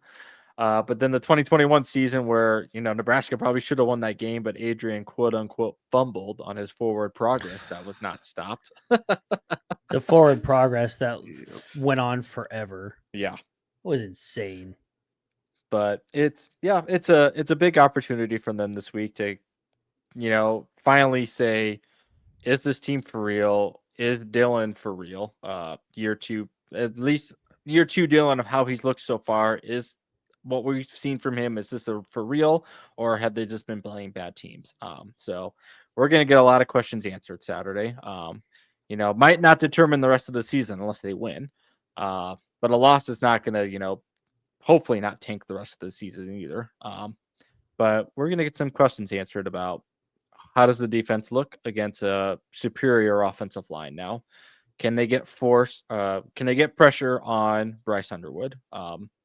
I know John Butler had said earlier this week that, as he's been looking at Michigan's game film, there were only like 2 or 3 designed run plays for Bryce Underwood against Central Michigan. All the other runs that he had last week against Central Michigan were like him taking off on his own. So can you contain Bryce Underwood if he is able to scramble? Or are they going to run more design plays? And notably enough, Sharon Moore will not be coaching this game. This is one of his 2 suspended games that Michigan chose to for the cheating sanction, basically, to impose on their team. And I've heard a lot from a lot of people that like Matt Rule should be telling like his team, like, Michigan chose you guys to not have their head coach play in against. Like, you should be disrespected by that. And if it's anything like it did against Akron at halftime, I mean, it should be the same motivation. It should work the exact same way. Is, this program and this head coach and this team thinks that less of you that they don't need to send their head coach to their Big Ten opener on the road against you guys. Like, you should take that as offense. And I'm sure he is phrasing it some way like that, but that's kind of the gist of how I think that the team should take it too. It's like, this is a disrespect that they don't think that you can do this, and that Michigan can just walk in here and win without their head coach and be fine. But yeah, it's a big game this weekend. It's a lot of questions that we're going to get answered about this team. I'm excited for it. It's, I know we've been excited for big games in the past, but this one, it feels different in the sense of like, some of this is the Kool-Aid talking too, but it feels different in the sense that the offense looks competent enough to actually keep up with these. If it's a high scoring game, it feels like they can competently do it. They can move the ball and everything, but it's a wait and see game. But your guys' takes on either Houston Christian or just what we're looking forward to this weekend. Go for it, Nate. Yeah, I mean, big question mark is going to be the run defense. And Michigan's a pretty heavy run team overall, and that's kind of been the Achilles heel of the defense for the most part this year, is the run defense in general, and then adding in, obviously the rushing capabilities that Bryce Underwood brings to that offense as well. We showed against Cincinnati that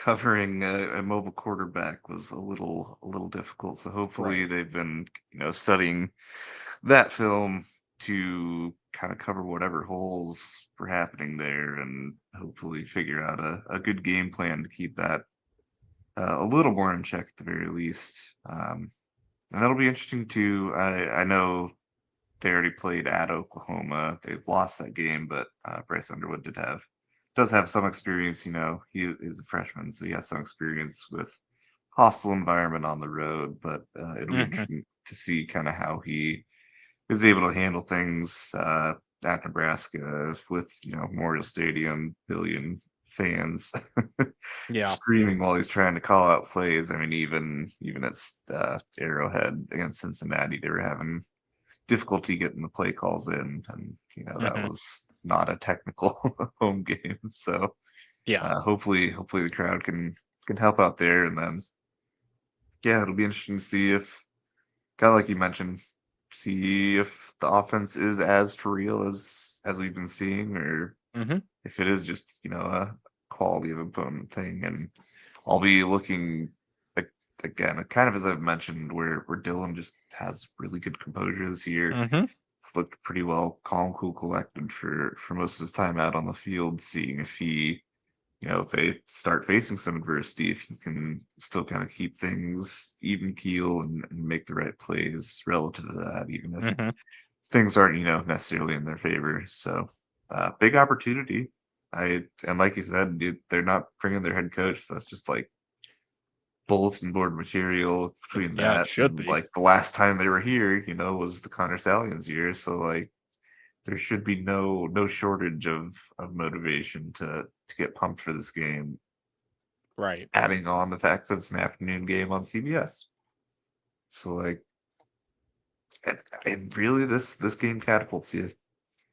Oh yeah. If I mean, you it's win it, like it doesn't, it's not a national championship, conversation, but it catapults you into like, okay, maybe these guys are Nebraska might turning the be for page a little real. more serious, Yeah. and something that, a team that the rest of, the top 25 and even just the rest of the Big Ten needs to actually take a look at, take seriously. So like I hopefully would it's not. good showing, and even if it's a loss, hopefully it's a competitive loss. Yeah. Mhm. Yeah. You just don't want to see like what the 45-7 blowout it was Mhm. last time, where they avoided the shutout because of a garbage time, 70-yard run by whoever that was at that point. No, I mean, yeah, I agree. It's a loss doesn't derail the season, especially if it's a competitive loss. It's like they hung in there.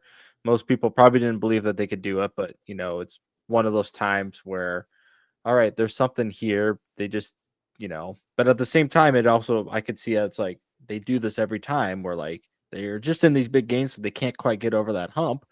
I know, when is it going to be that time?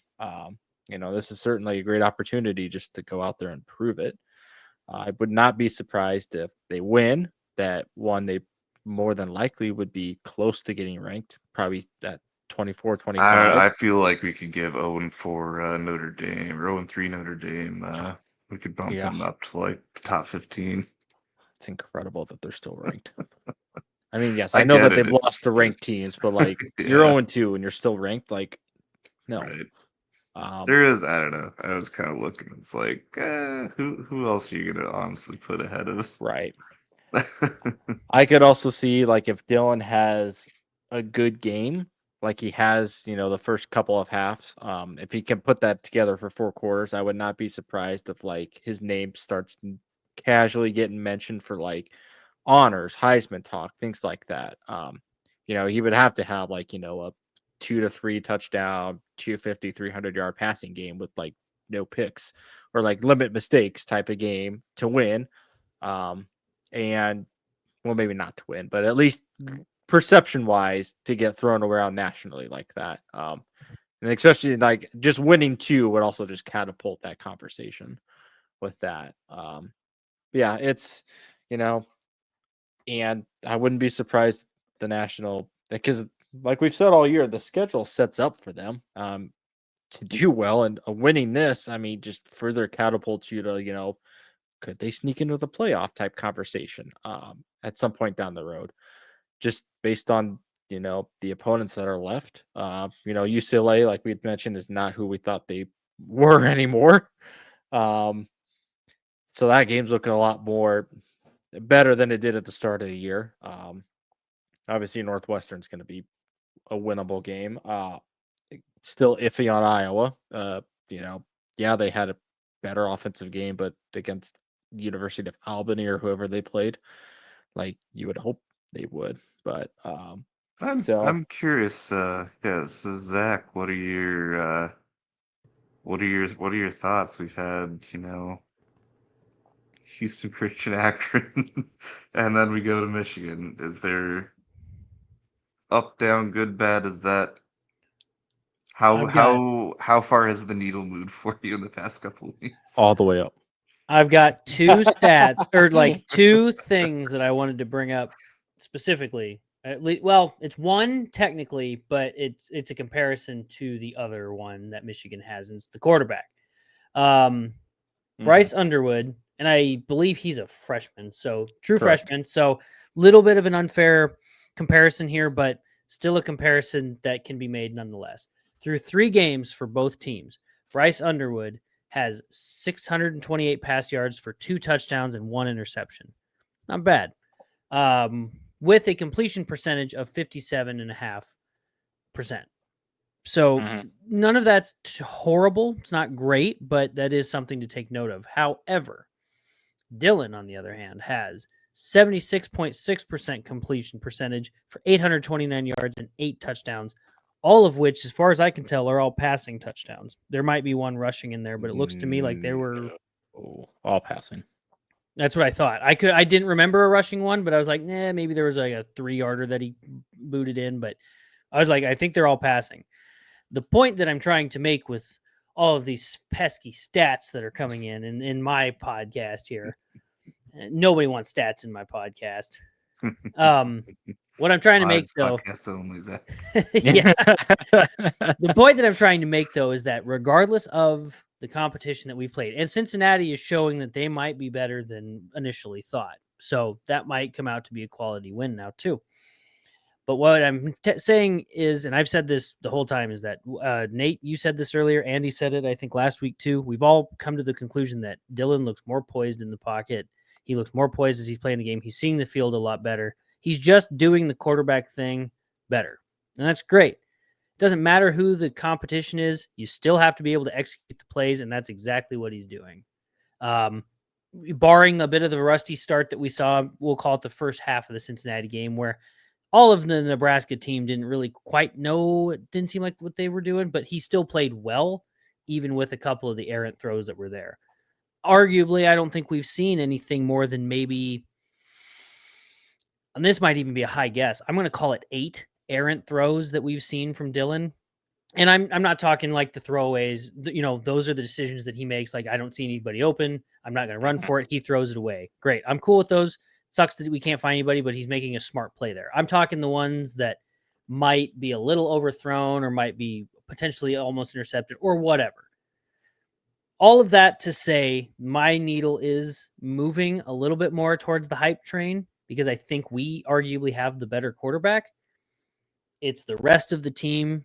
I think our receivers, I think our running backs are going to do fine. I saw enough from the running backs, even against the lower competition that we had, not to take away from them, obviously, that I think that our running backs, Emmett's clearly the starter, but I think our backups will provide a little bit more relief. I think we're finally going to start seeing them kind of come into their own and pull off some big runs and be legitimate running back 2 and running back 3s. And who knows, like you said, Andy, about Carter Nelson, he may not play, but he might also, they might have just been kind of building him up for some extra game time speed to really get into Big Ten play. I don't know. I have no insight on that. All of that wrapped together makes me say I'm a little more hyped, but this is the game that's going to have to sell me. If we come out and win against Michigan, I'm probably fully on the hype train, snorting Kool-Aid every damn week. We're going. Like, I'm good to go, especially if we win convincingly. If Dylan goes out there and does his thing like he has been for 3 weeks now and makes the offense run like a freaking Duramax engine or whatever the comparison we want to call it is, makes it run great, awesome. I don't care. If the defense shows up and they make all the plays or most of the plays they need to keep us in the game or to win us the game, and it doesn't come down to a last minute, last second, even if we win on a last second, I'll still be happy. But if we make Michigan earn their yardage, I see Nebraska winning this game. Yeah. That's legit. Like that's not my hype talking. That's me saying, I think on paper, on what we've seen for tape, I think Nebraska is the better team. And obviously I'm biased. I get that, but like, I do think Nebraska is the better team. That's my whole, as long as the run defense holds up, I think they should have every opportunity to win the game. But I will say the run defense concerns me a bit, especially like I said, Michigan's a hard running team, and their running back is averaging like 7.5 yards per carry at the moment. So that'll they have at least not shown... to say the run defense hasn't improved since Cincinnati, but still kind of the outstanding question against more competent offenses. So. Yeah, it's a good test. At least the run defense though has shown that they've gotten better. Like I understand, we're not playing the same offensive caliber, but I also don't think Michigan is like the high-powered offense of the Big Ten. It's not your Jim Harbaugh type esque. Exactly. Offense. They're good. I don't think they're great for Michigan. And again, that's not a detriment to them. I think they would argue the same thing. I think they're saying, hey, our offense might not be the strongest, at least in the passing. I was going to say, I think their passing offense is a little weak. And that's okay. They obviously know where their strength is, and that's fine. I really do hope, to Andy's point earlier, though, that, like you said, that the bulletin board material is out there, that the head coach isn't showing up. Because somewhere along the line, whether this is true or not, he doesn't think that this game is important enough or whatever, however that came to be. Say it. Whether that's true or not, use that as the excuse. I agree. I'm excited. I would love to see him attack Ernest Hausman a bunch too. Yeah. Fair enough. Just purely out of spite. But he's also good, which is kind of the issue too. I'm glad he's done well. I'm just upset he's not done well at Nebraska. Here, yeah. Yeah. He is. I think he's their leading tackler right now. So it's like he's good. To be fair, they took him on during their championship season for a reason. So like I get it. Just still upset. It still stings a little bit. But you know what would take away that sting? A Nebraska W. Win. Yep. Should be a great atmosphere. Real quick, I know we can come back and talk about some other college football stuff and kind of get into what else we're going to be watching, because obviously the Husker game will take some precedent. But something else that I feel like we need to bring up is that Nebraska still undefeated, baby. But they just beat Creighton last night. Yeah, Nebraska volleyball. Sorry, I just said Nebraska. They're 8-0, 9-0, or something like that. And they just beat Creighton last night in a 5-set doozy. At Creighton too.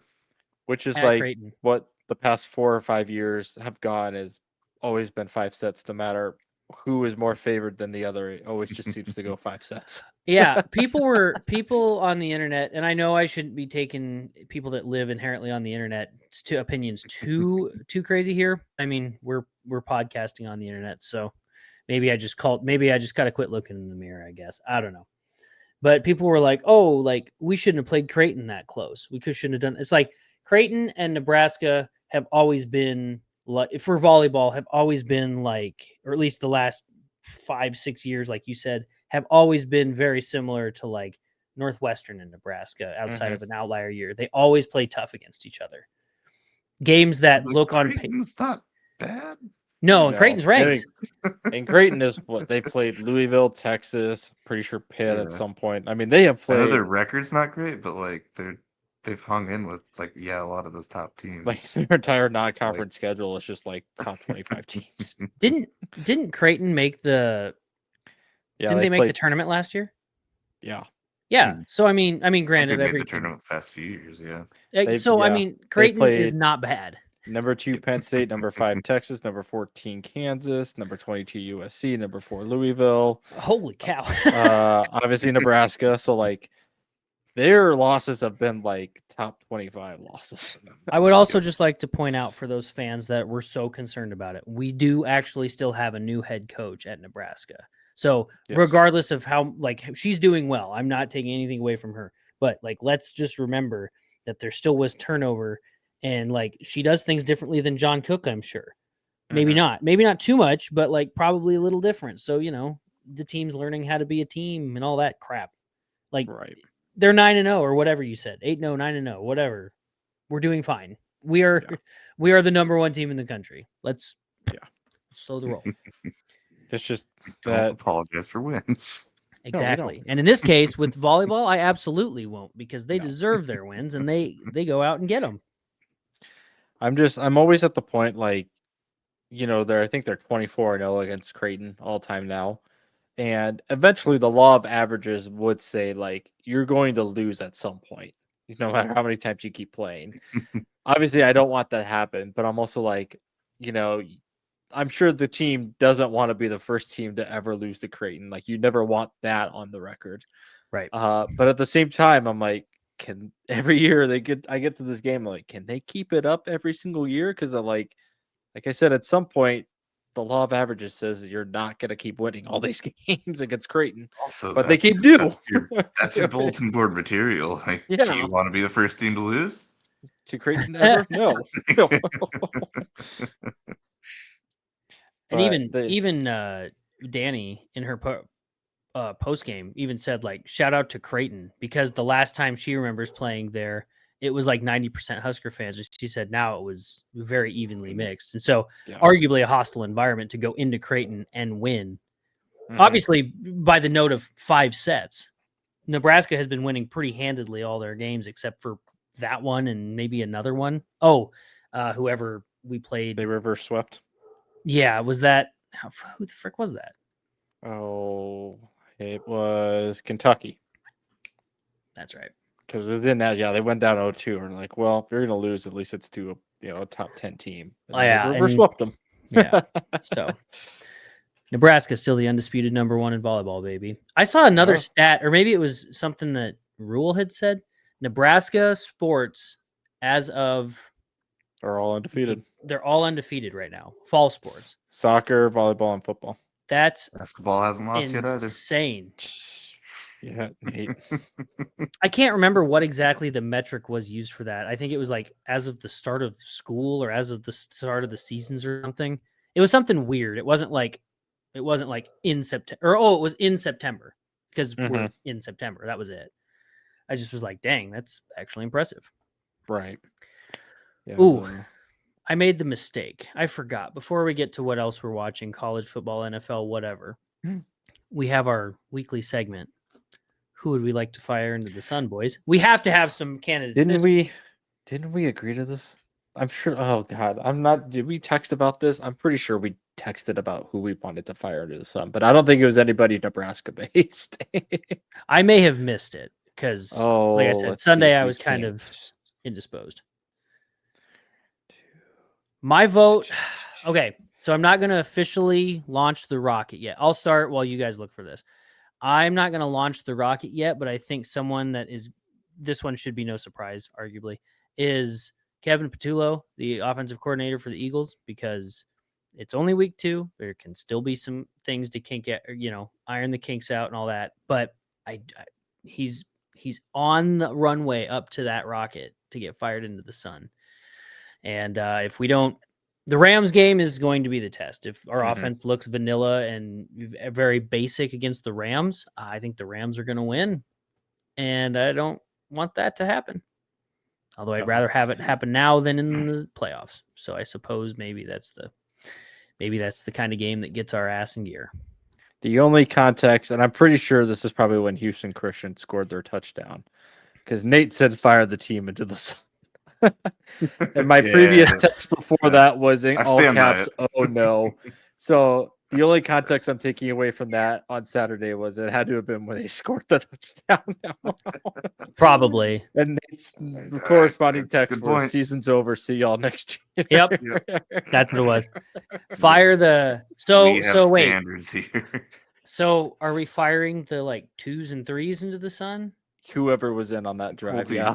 Whole team. The whole team. We're just That is a loading them all locker up. room mentality to give up that. Yeah, touchdown. Nate's exact text was fire the team into the sun. So I would just like to point out, like I said, to counterpoint that there had to be 2 blocks in the back and a massive hold for him to turn around and do that. So I'm pretty sure the refs were just like, you know what, we'll give it to him because even Everybody Rule gets one. came out.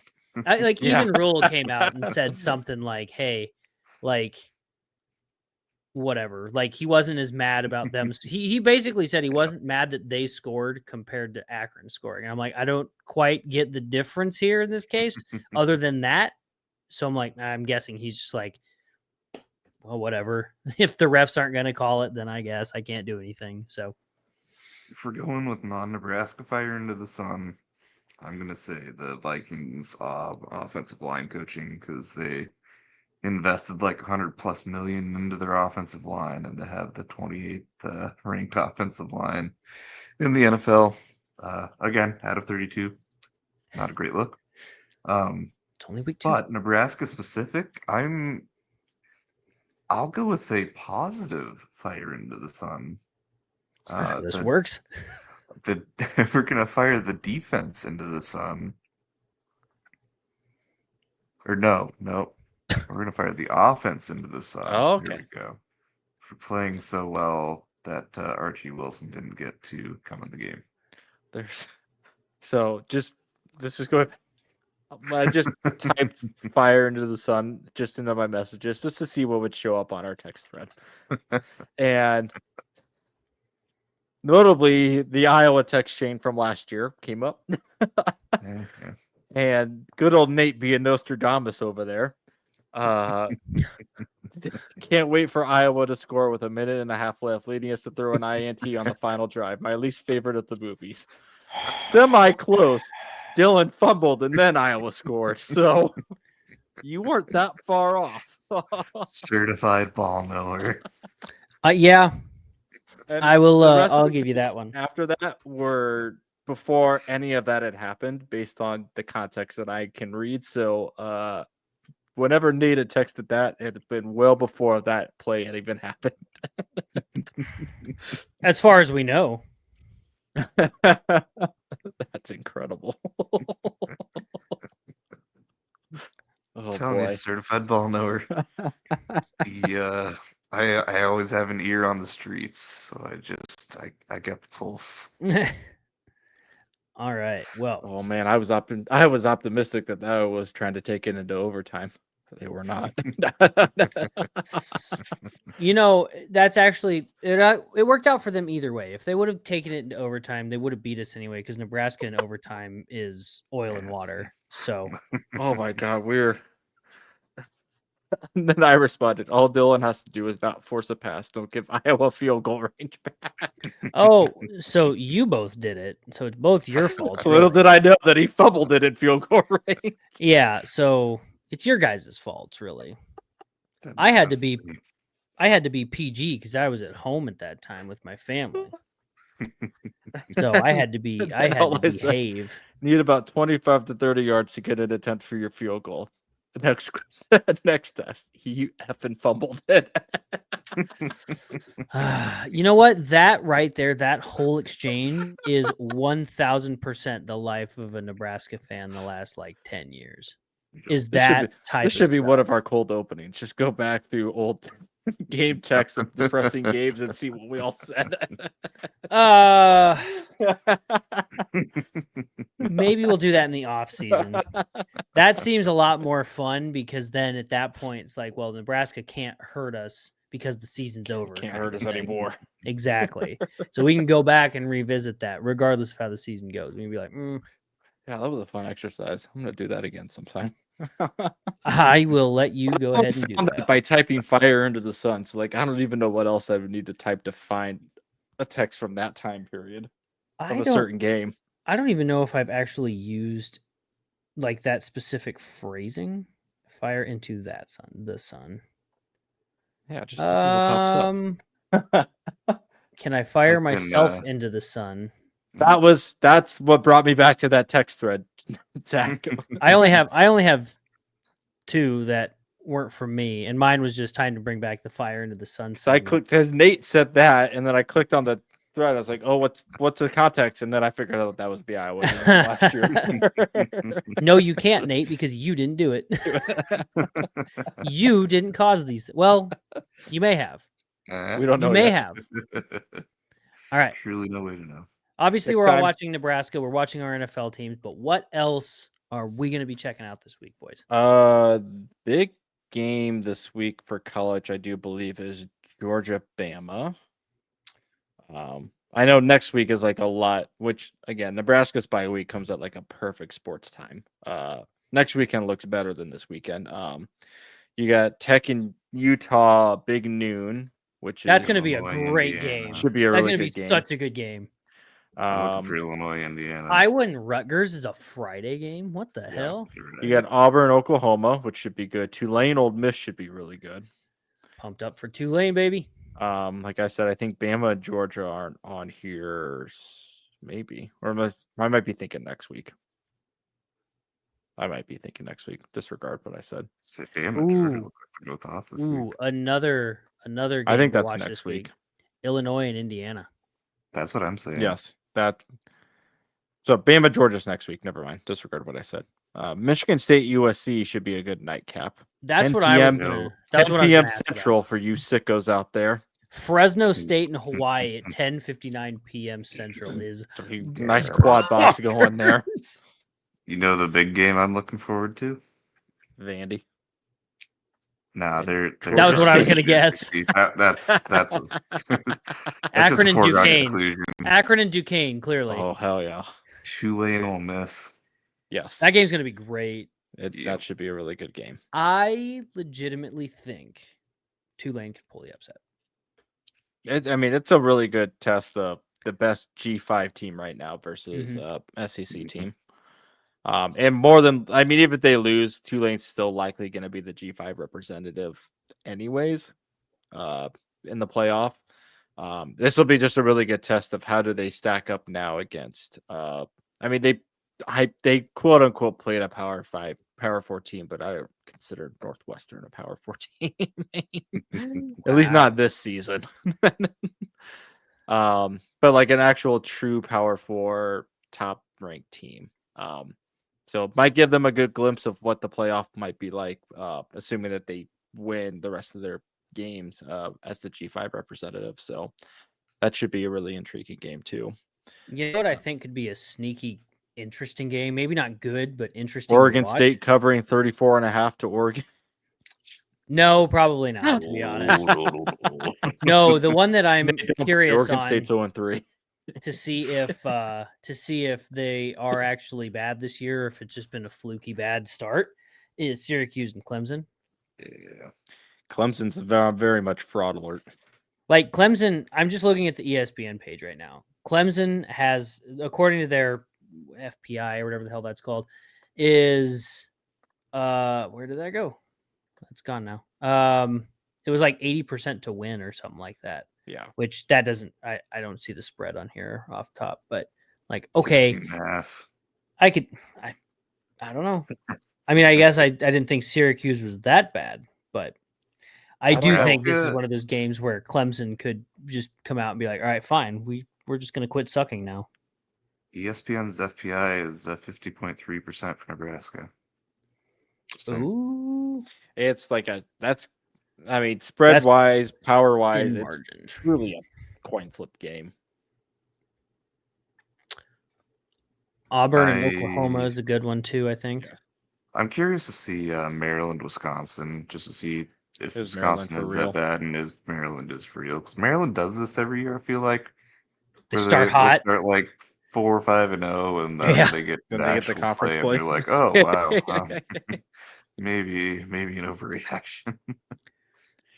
And I don't think they've played anybody of note in the non-conference. No. Yeah, FAU, Northern Illinois, Townsend. Yeah, they didn't play anybody. Which is funny because I'm again ESPN page, so this is just based entirely off of whatever they're looking at. They have Wisconsin as a 69.1% chance to win over Maryland.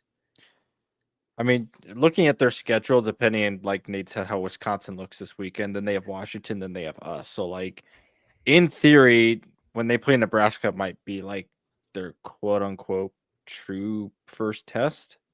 But again, that all depends on how Wisconsin looks. I guess Washington. I don't even know what to make of Washington. I absolutely zero idea of what their team is like. Yeah, they've been kind of just existing there. this year. Like they're there in the Big Ten. That's about it. Well, Kalen DeBoer could probably go back and coach there if they don't. If he ends up getting fired from. He has kind of turned it around so far. So far. But they play Georgia next week though, so that'll be a real test. I'm low-key kind of interested in just the coaching matchup of UCF Carolina. Bill Frost versus Bill Belichick. Yeah, that's a very, very intriguing. Just to see, like, I was gonna be like, is UCF for real? But I'm like, North Carolina's bad too. So, like, are we gonna really learn anything about UCF if North Carolina is as bad as they are? Probably. You could always go where game day's going and watch DJ Lagway throw another 5 interceptions, and have Brian Kelly be pissed that his offense didn't score more points off that. Like, he did later apologize to the reporter, I think on Monday at his press conference, but like, reporter is just doing his job. Like, why didn't you score more, forcing 5 turnovers? Why'd you only score 20 and only win by 10? I mean, fair. I thought it was a corny reaction, but like, because that's Brian Kelly. It is, but what I'm saying is like, I understood where he was coming from. It's like they just won the game. LSU has been in hard-fought battles all year so far in terms of their wins. Florida sucks. Well, I mean, there's plenty of question marks, but that's a question mark that you put on the Monday after. Like, don't worry about it on Saturday. Like, those Saturday are your cupcake questions. If you win, right. If you lose, it's like, then you can get hit with the hard questions. But yeah, I thought that was insane. I didn't hate I hated his reaction for how corny it was, but that wouldn't matter. That's whoever would do that. It would be corny. But don't worry. The LSU gets to play Southeast Louisiana this weekend. I'm sure we're gonna see a whole lot of something from that game. What's the one thing I hate about the SEC is like, yeah, I know they implemented the new rules about non-conference and playing their one Power 4 game every year, but like, they do that weird thing where we'll be in the middle of November and they'll be playing a FCS team. That's like, no, dude, it's conference season. Like, why are you playing a non-conference game right now? Yeah, right. Stupid, but yeah, I know we mentioned Illinois, Indiana. Very, very intrigued on that game of who. It's pretty much a pretender versus contender type matchup. It's like, is Illinois for real? Is Indiana for real off of a bounce back after last year after losing a lot of pieces? Like, who's the more contender team between the two and who's the pretender? So that, I mean, we're going to learn a lot about both. And Nebraska doesn't get to play either of them this year, which thankful, but darn. Yeah, I hate Kirk Cinetti. He's such a, I mean, he's got like Brian Kelly's ego. He just thinks he's all that. And I mean, I guess he's won a lot so far, but it's like, dude, don't think that going to Indiana is like the dream job, because it ain't. No, but if he does well at Indiana, that's going to propel him to get some better job. And if he keeps doing that, then he'll probably out of the Big Ten. I hate him. Yeah, I could do with Indiana going back to bottom dwellers. He'll take James over Madison. Bama when they fired DeBoer. Just make James Madison a powerhouse. Hell yeah. Nobody's going to get mad at that. I mean, that'd be amazing. I mean, he did do that before he left. And then he brought that entire team over to Indiana. Mm-hmm. And then when everybody's like, wow, what he's doing in Indiana, it was impressive. I'm not going to take that fully away because he still had to go and do it. and his It's- players had to go do it. But it's like It's more of like the comment of Let's like, see oh, this I'm year. gonna schedule my schedule like the SEC does and play 3 cupcake teams every year. It's like, well, now that the SEC changed that, so now you look like a fool. But it's Yep. like, do you really learn anything from playing Old Dominion, Kennesaw State, and Indiana State? Like, no, you don't. I mean, they've got Illinois, obviously. They got to play Oregon still, Michigan State, Penn State. They still got to play. So, you know, they said that all last year, and they got to the playoff. But is this version of Indiana the same as last year, or are they just pretenders? we're gonna find out. We're gonna find out. I say that's actually a good jumping off point. I'll start off my pick there. If we're into that, my couple picks are gonna be just outright wins. Gonna Okay. go against the spread. I think Illinois is gonna beat Indiana. Indiana's 5.5. I think Illinois wins that game. Okay. I like think that. Indiana's more of a pretender. I don't know. What's I mean, maybe the- I'm wrong, but like I don't know. Illinois could be I trust very real Bert. this year. I trust Bert more than Kurt Yeah. at the moment. If I had to pick the game, I would also lean Illinois because, like Nate, Same. I trust Belima more than Signetti right now. Well, Bielema has actual experience doing this in the Big Ten. Yeah. Mm-hmm. So I take the experience of the head coach in preparing for a team that, and also Luke Altmaier is having a great year so far. Yeah. So Zach, think you that's- pick because I don't want to take your pick if we have the same pick. I think I'm going to go an easy one here. Okay. But don't This is Oregon State. No. This is the gimme. This is an NFL pick if that makes any difference. Okay. This feels like a gimme pick, but the spread feels too low for it to not be this. Give me the Bills 12.5 favorite. That is safe. It's a really safe gimme pick too. I mean, like if this was like an 18 in the NFL, like points aren't necessarily they're hard to come by. I understand that, but like a 12.5 point spread, that's 2 touchdowns. Yeah. Yep. The Bills can do it. easily win by 2 touchdowns. Of all the teams with a competent offense, the Bills are ones that can do Now, that. arguably, this is on Yahoo. Every time I tried to open it up on ESPN, I don't know if they're all the same, if they're different. This is Yahoo, so spreads could be a little different. That's where I'm reading mine at. ESPN kept like kicking me out, wouldn't actually work, so I don't know what was going on there. But yeah, that one, as easy of a pick that is.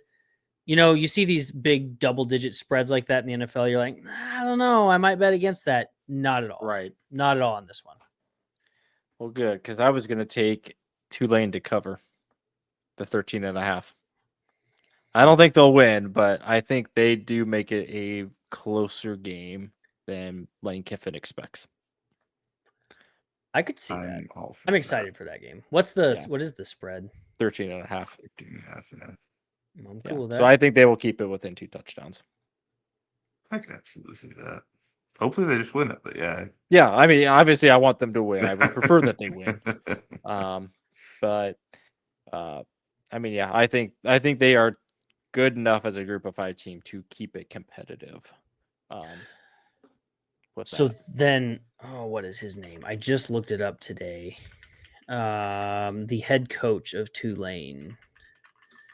He is making a lot of waves as somebody that very well might. John Summerall. Yes. What are the odds that next year I he's think coaching? the son of Pat Summerall, isn't it? I think so. What are the odds next year that he's in a No, it's not. P5? What are the odds that he's in a P5 job next year? I'll throw in he takes over for PJ in Minnesota. Oh, That's a hot take. that is a hot take, but I don't just hear disagree. the other day of like how long PJ Fleck has been at Minnesota. I'm like, there's no way. Right. Because it does not feel like he has been there that long. And it's been like close to 10 years that PJ Fleck. I thought it was a Wild. decade. Yeah. And it's like, Results it have not doesn't been feel like great it's yet. been that long, but it has been that long. I'm trying to think of any other like hot seats though right now in college. And I know there are some. I just for whatever reason they're just not coming to me. Yeah, this is year 8 or 9 for PJ Fleck. 2017 was his first year at Minnesota. So it doesn't feel like it's been that long, but It then believe also that feels it's like it's been been that long. that long. Oh, It no. doesn't feel like it, and it does all at the same time. Especially as a Nebraska fan who can never beat Minnesota. I sure would like to see us do that this year. I would love to beat the brakes off Minnesota. Ooh, ooh, ooh. The only issue that I have with that game, it's like it's almost a trap game in the sense that like that Saturday they play at Maryland. You come back and then that game's on a Friday in Minnesota at Minnesota. So like it's already a shortened week to begin with. Plus the traveling from the East Coast back here, and then you got to travel probably earlier, a couple days earlier than you need to. Probably on Thursday they got to travel to Minnesota for a Friday night game. So it's like it's back-to-back road games on a shortened week already. And depending on what the Maryland game looks like, I mean, that could very well just be a coin flip toss-up game, trap game type, depending on if Nebraska, what the record is going into that game too. So just it didn't work out, at least that schedule portion for Nebraska, but would love to beat the brakes off PJ Fleck too. I have two places that I don't think they're going to happen, but I could see happening that John Summerall could potentially go to. Not that I think he takes these jobs, but as options. Clemson. Ooh, I don't think that'll happen, but could Broad see watch. it. Could see it. And Iowa. Yeah, Kirky needs to go at some I point. think The Kirk issue is he's retires like after this year. the Big Ten's most winning coach now. After this past weekend, I believe he has the most wins as a Big Ten coach of all time now. So all he has to do is finish out the year, get a couple more wins, and probably stamp himself in as legacy at that point. And I know he doesn't control their offense, but like here we could do Summerall to Minnesota, Scott Frost to Iowa. No, because you know what would happen? He'd somehow do good at Iowa. And that would make it so much worse. Yeah, let's just not wish that upon anybody for our mental sake. So much worse. That would not be a good headspace fun time to be in. I would quit watching football if he came to Iowa and did good. And it has nothing, like, I hate Iowa, but like it has nothing to do with Iowa hate at that point. It's literally just you had the keys to the kingdom here where you were God back in college and you still failed. Nah, I'm out. I can't deal with that kind of monkey paw. Right. All right, boys. Good stuff. Go Big Red. We're gonna do Scurs quick by 90. Nebraska predictions. I'm gonna lowball it. I'm gonna go 21-20 Nebraska. Ooh, yours was close to mine, but not quite. I say 24-21 Nebraska. I think it is going to be a semi-defensive, semi-offensive game to where, like, there'll be obviously points scored, but it's not going to be like what people saw last week, high-flying offense on Nebraska side or Michigan side. I think it's going to be a chess match between the two. Nathan? Or you could just pick Michigan and just say that you beat both of us if we're both wrong. Then at least you get the win.